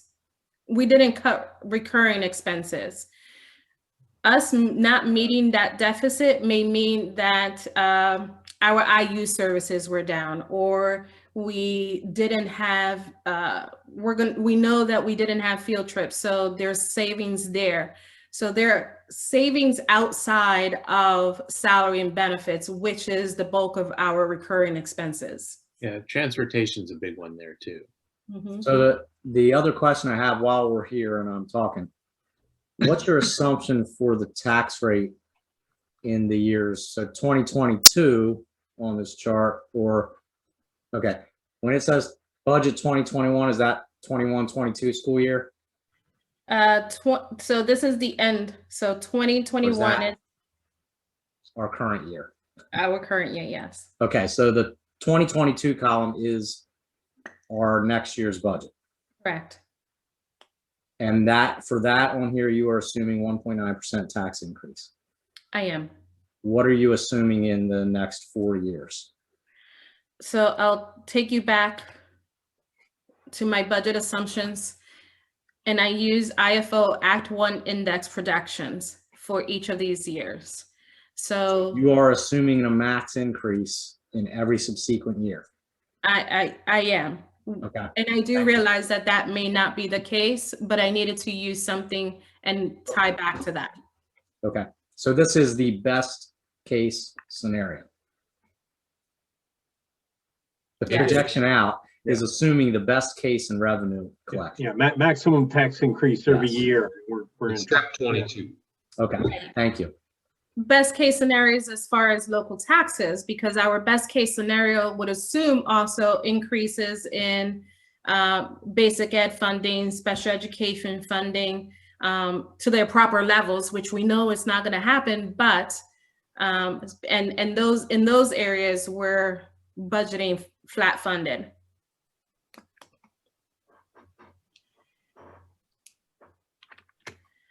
So these are our projections with a 2.5%. And with each increase, so 0.5% generates about $212,000 or slightly above that. And so with each increase, we'll use less fund balance.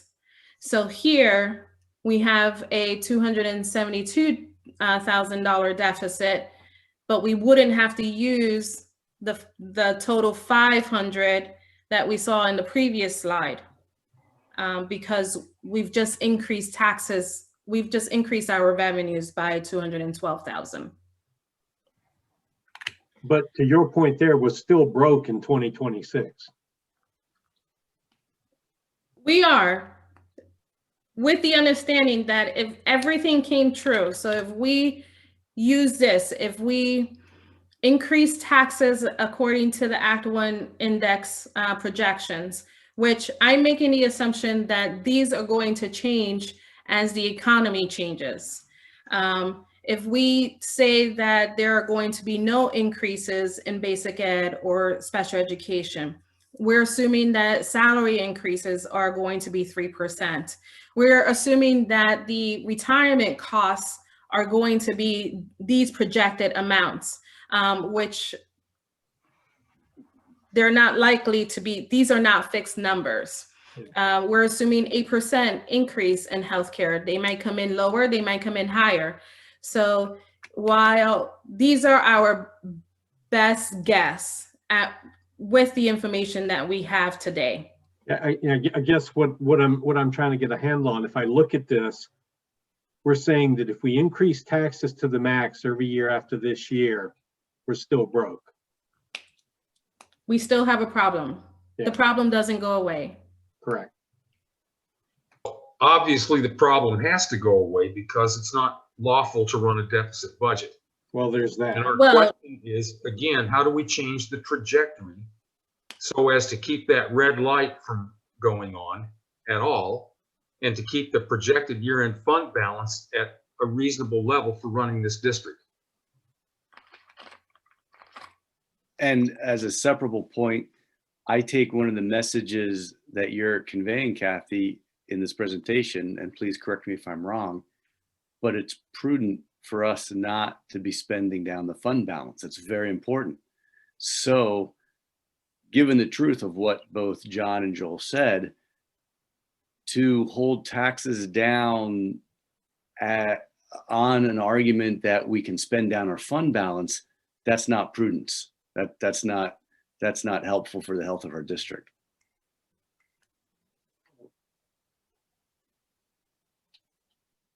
If I'm not mistaken, York Tech was downgraded last week.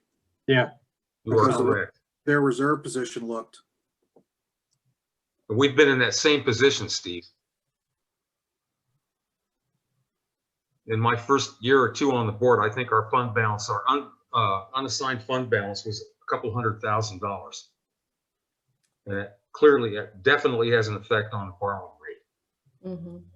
Right. We put forth a concerted effort to get that fund balance increased where Moody would appreciate it.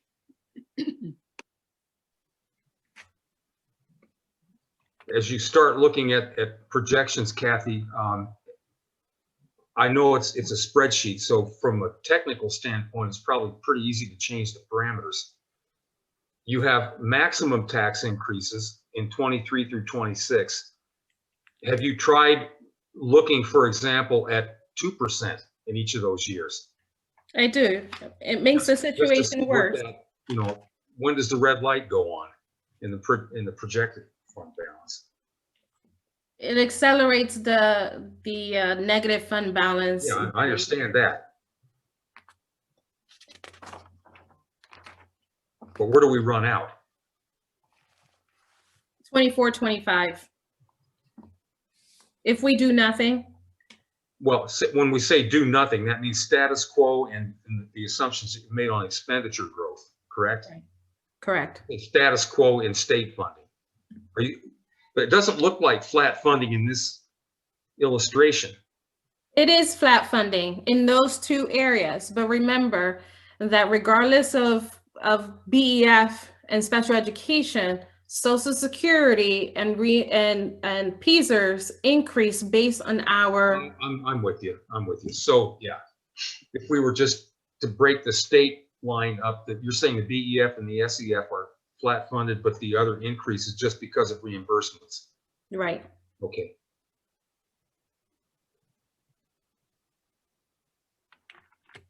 So the last projection that I provided is a tax increase of 3%.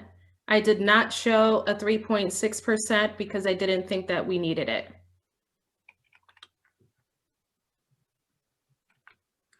So some unknowns and consideration is the board's desire to increase taxes. And I would ask what the board's desire is to increase taxes above 1.9%. And I would expect that we would have that discussion at the Property and Finance Committee meeting. The use of fund balance, we're still unsure of state funding if we're going to receive any increases in basic ed and special education. I attended a budget update, a state budget update on last week, either Thursday or Friday. And the expectations are that they will be flat funded again, which we have some concerns about because those two components have formulas attached to them. And when you're not adding new money to those formulas, it has a negative impact on schools. We don't know what our homestead farmstead allocations will be. We did assume the same as 2021. However, because of the downside of the pandemic, we've been told that there's a decrease in gaming revenue. So we don't know if the state will even be able to fund that fully. We'll receive updated assessed values in April and May again. And we're looking at cyber charter enrollment. Dr. Krauser and his team have actively been looking at those students who have moved to cyber charter during the pandemic, and they've been actively speaking to those families and seeing how we can attract those families back. And so we'll be looking at this further. And then of course is the last one, which is the support staff negotiations outcome. So what's next? We will have a Property and Finance Committee meeting on April 6th, where we'll have what I call a budget workshop. The majority of that meeting will focus on budget. This is where I've highlighted this date. I would like to change this date to April 12th to meet the requirements of Act 1. So instead of having a proposed final budget adoption on April 26th, we'll have that on April 12th. That does not lock the board in. It just says that this is a proposed final. It won't lock anything in until we adopt a final budget, and that will be at the May. This says May 24th, but I believe there's a conflict with the date. So that's our timeline moving ahead. We had some questions and answers in between the presentation. Are there any other questions that I could address for you tonight? Yeah, I think you've cheered everybody up. Well, that's my job. That concludes my report. Thank you, Kathy. Thank you. Ms. Bowen. I'll try to keep my report pretty short. I only have a few things to say anyway. So the high school students, their course selection was due today. And so we all chose our courses for next year to get ready for the upcoming school year. Also, on behalf of the students, I have gotten a lot of messages throughout the night saying thank you to the board for listening to all of the students in the public comments. We really do appreciate it. And that concludes my report. Oh, thank you.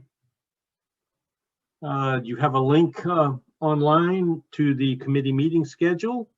And we'll move into Personnel Committee. Mr. Robinson.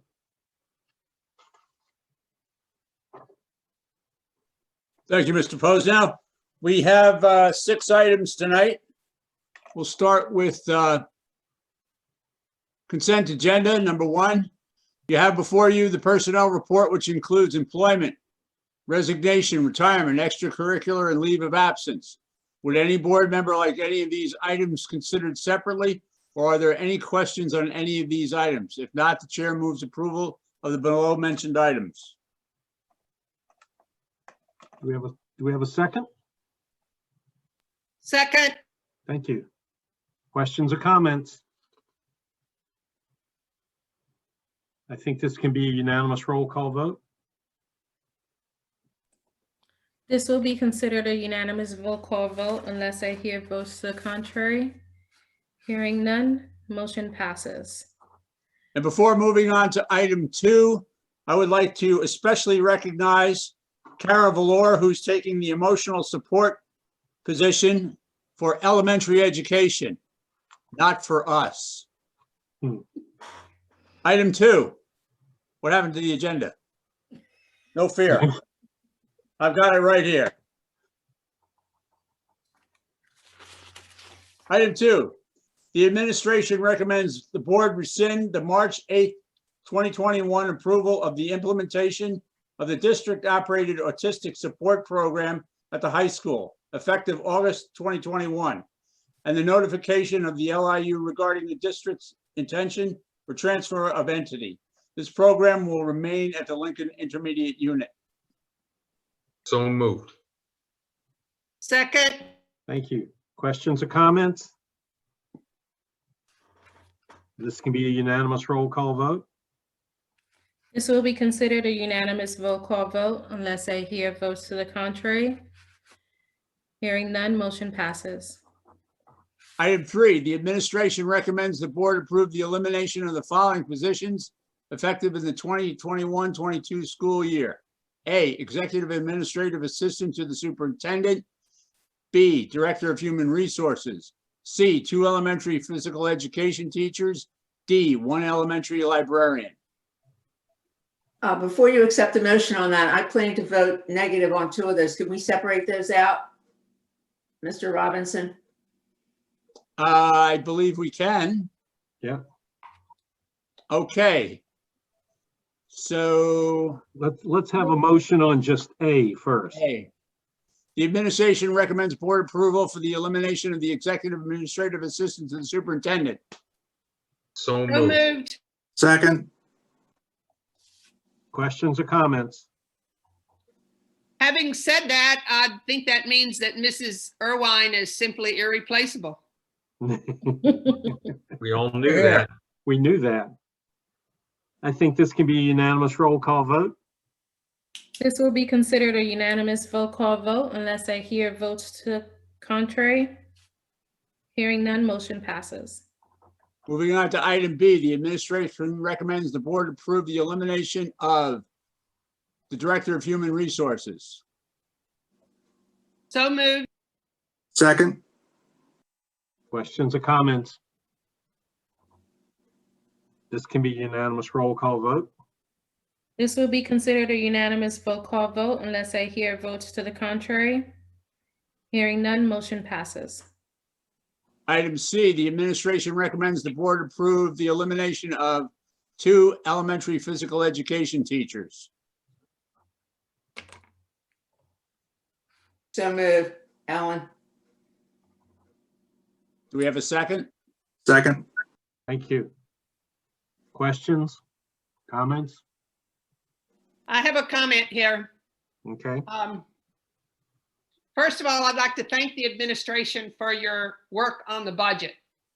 You've taken leadership roles and a lot of which have shown appreciable savings in the budget. Some of you have decided to forego merit money. You've condensed staffing in the administration building that's resulted in some nice savings. At any rate, you've led the way. And we're grateful for that leadership. However, I'm concerned that our budget issues and these 2 next two recommendations that we're voting on tonight are impacting our programming and will have negative effect on kids. I appreciate the hard work and the projections that we heard in this presentation tonight. And I will be advocating at the Finance Committee next week for increasing taxes this year beyond that arbitrary 1.9 figure. It's been my experience that our community has always supported and expected a top-notch, well-rounded educational programming. I'm concerned that we're treading on thin ice here by eliminating 3 elementary unified arts teaching positions, and also by not replacing the English position at the high school that was lost last year when an English teacher was moved to an administrative position. These cuts are going to impact a lot of kids in a negative way. We heard a wish list from the high school, I believe, that in order to beef up the business education curriculum, they'd like to add a business teacher. That's something I'd like to support if we had the money. And I realize the budget crunch is real. And I know we have to live within our means, but I'd like to see other ways that we could balance our budget that might not have such a negative impact on kids. So for this reason, I will not be supporting these next two cuts. Other. Can we make this a roll call vote, please, Ms. Chichuli? Yes, we can. Mrs. Fryrick, No. Mr. Posnell, Yes. Mr. Sullivan, Yes. Mr. Scalette,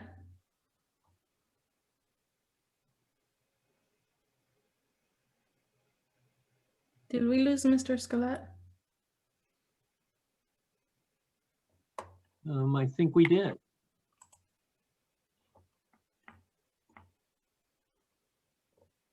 Yep, I think we lost him. Okay. Mr. Robinson, Yes.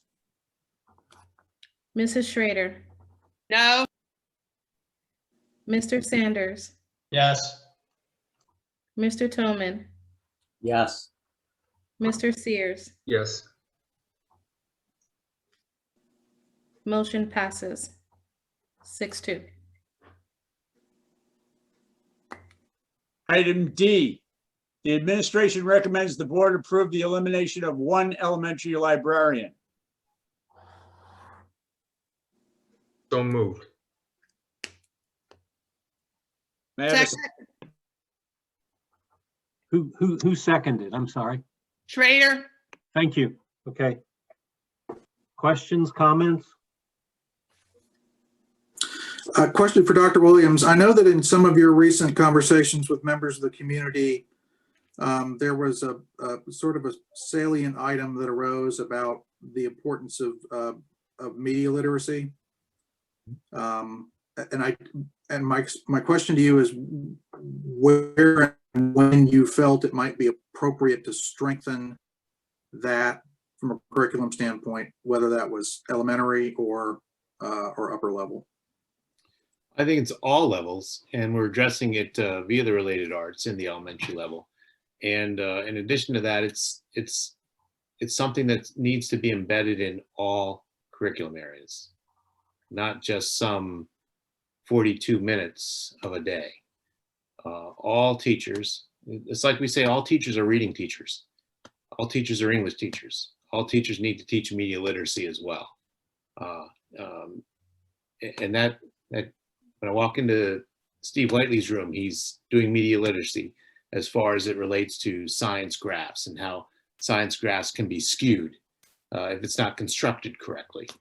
So it's not just words on a page in a book. It's all kinds of media literacy, and it's embedded in all courses all through K-12.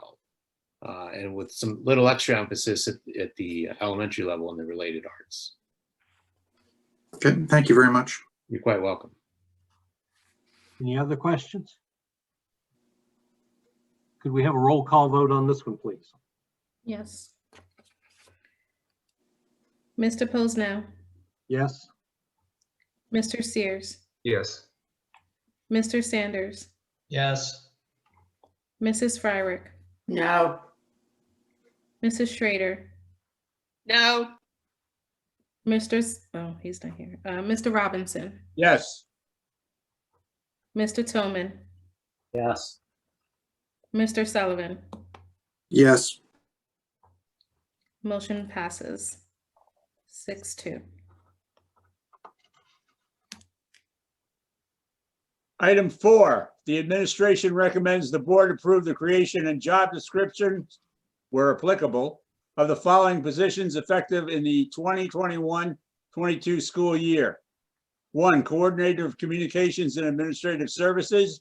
2, Assistant Director of Pupil Personnel. 3, 4 part-time, 5-hour library paraprofessionals. so moved. Second. Thank you. Questions or comments? I have a question. This is Ellen. The Assistant Director of Pupil Personnel, that's an Act 93 position? Just curious if I read the job description correctly. It is. Okay, thank you. Other questions or comments? I think this can be a unanimous roll call vote. This will be considered a unanimous roll call vote unless I hear votes to the contrary. Hearing none, motion passes. Item 5, the administration recommends the board approve the elimination of the administrative assistant for operations position.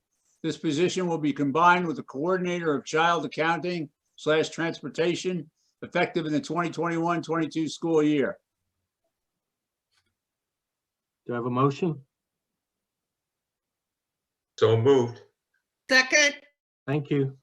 Questions or comments? I think this can be a unanimous roll call vote. This will be considered a unanimous roll call vote unless I hear votes to the contrary. Hearing none, motion passes. Item 6, the Personnel Committee recommends to the board the approval and implementation of clinical advantage, low clinical value, and a voluntary Smart 90 maintenance program to the prescription program effective July 1, 2021.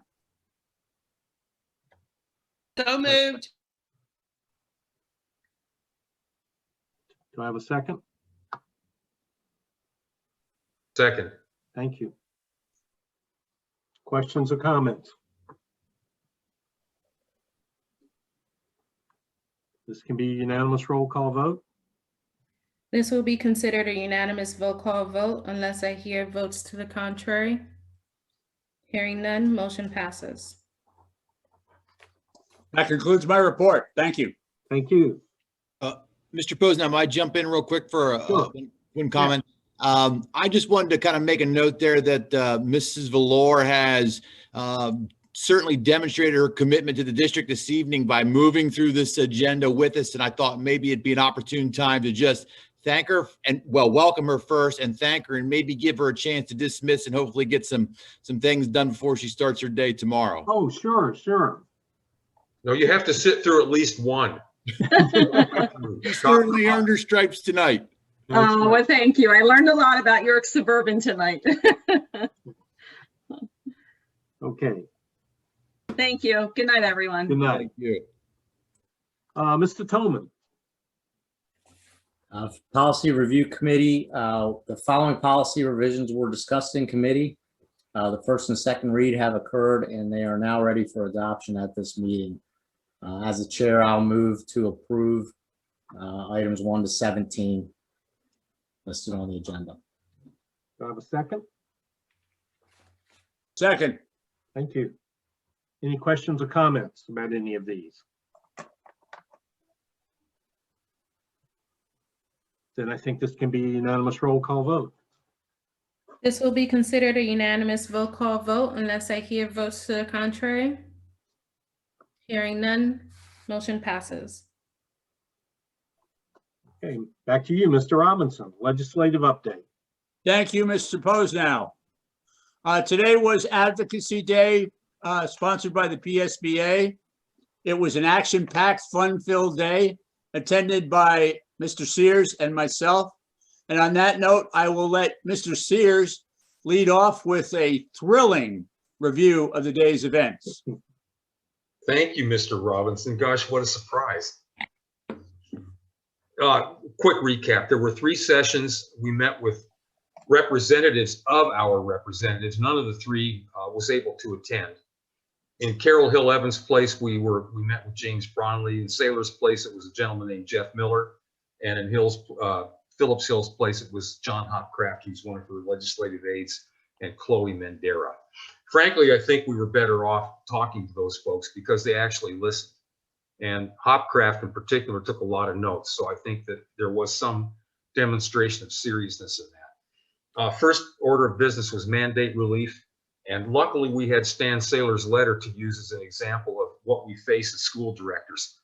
Not to say that we had any particular issue with the content of it, but the fact that it comes from out of the blue with no money attached is indicative of how mandates burden school boards throughout the Commonwealth. We spent a bit of time using that example. I mean, the most important thing I think for that is that it's an inverted process.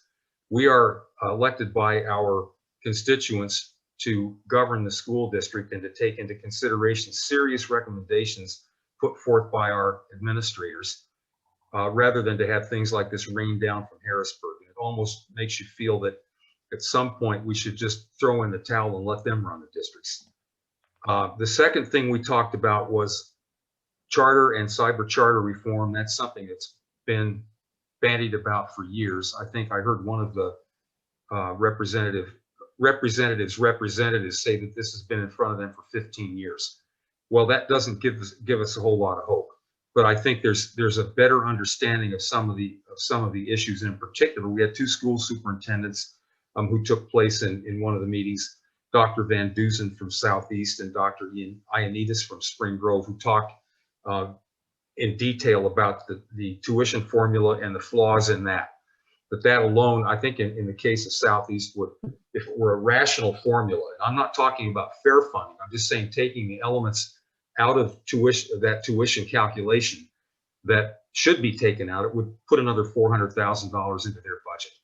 So there were some pretty specific examples there. We talked about the mandate relief again, just circled back on that and talked about SB 73, which PSBA does support, essentially provides a mechanism for districts to request mandate relief. Well, we said that again, that's an inversion of the process. Instead of giving us mandates and a process by which we can seek waivers, don't give us the mandate. If you give us a mandate, give us the funding. So that was essentially where we were today. Rich, I'll turn it back to you. Basically, I can't improve on Mr. Sears' summary other than to move from the sublime to the ridiculous. My commentary ran along these lines. We as a board are akin to a group of surgeons looking at a patient, being our district. And I think tonight's session really underscores this point. We're being forced into the position where we have to start deciding which digits we're going to amputate first.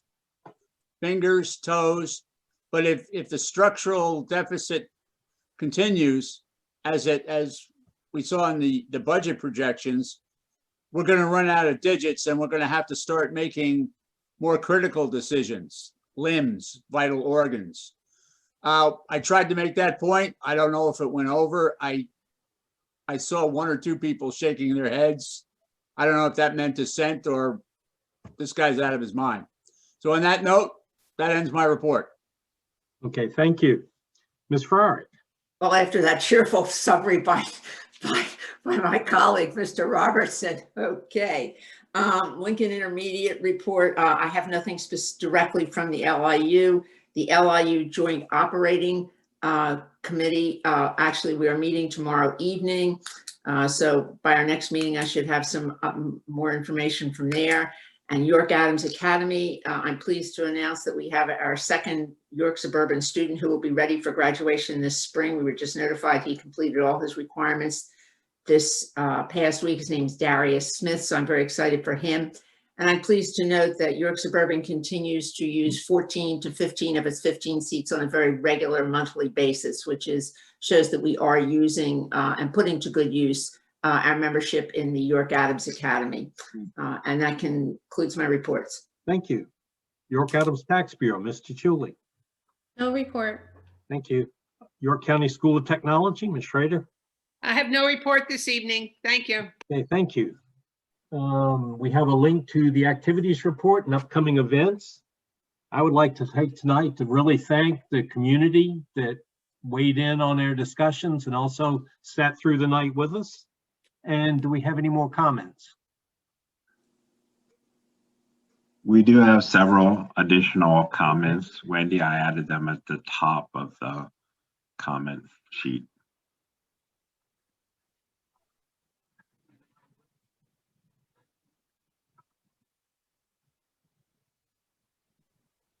And there's some more after that if you want to hit refresh.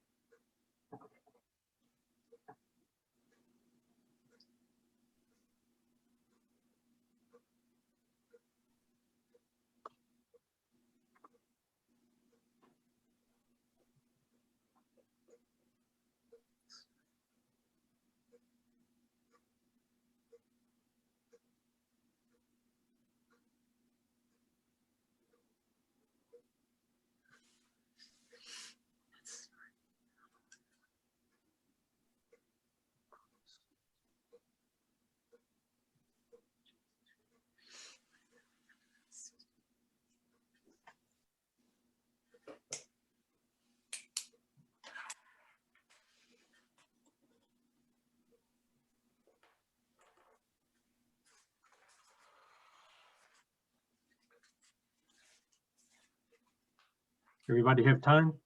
Yep. Okay, thank you.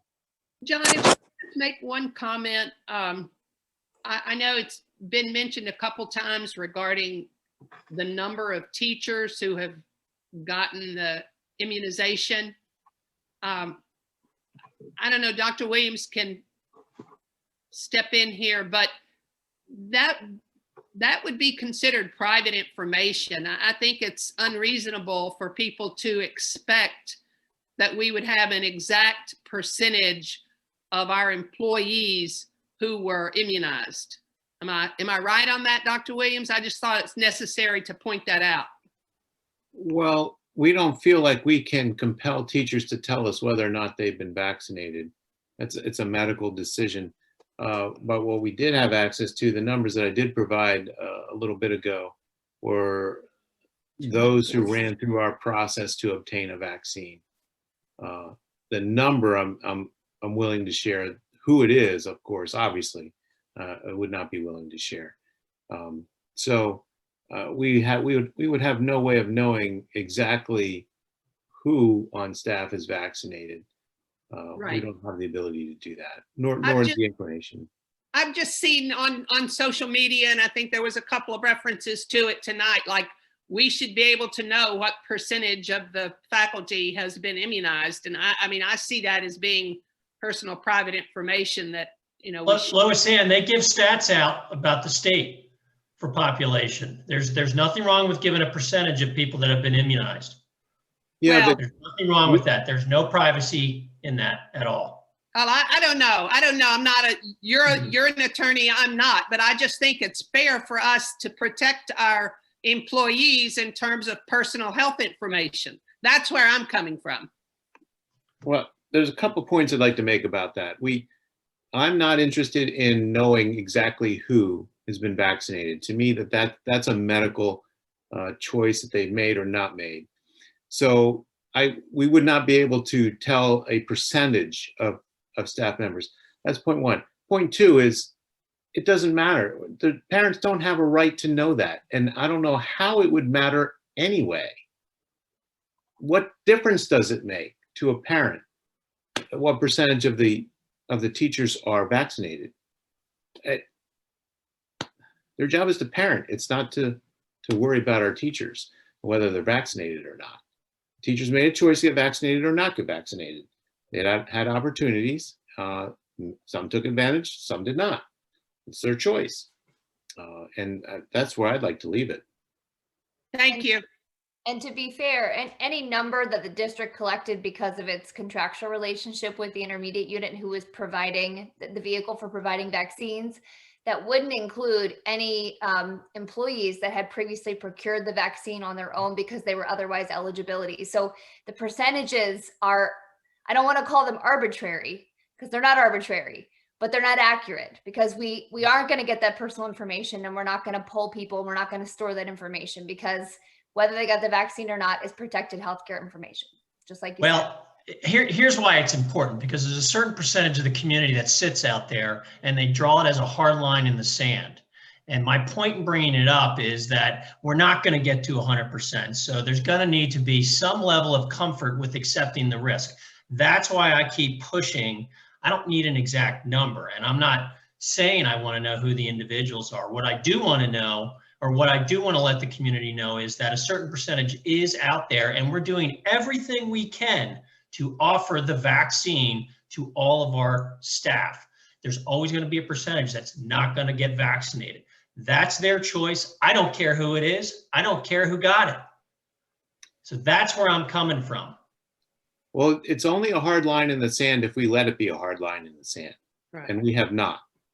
And we will not. And that's great. I appreciate that. But that's why I'm pushing the number as hard as I am, because there is that percentage out there, and I'll call them the social media trolls that sit there and make these obnoxious points that we need to have 100% vaccinated before I feel like I can get my kids safe.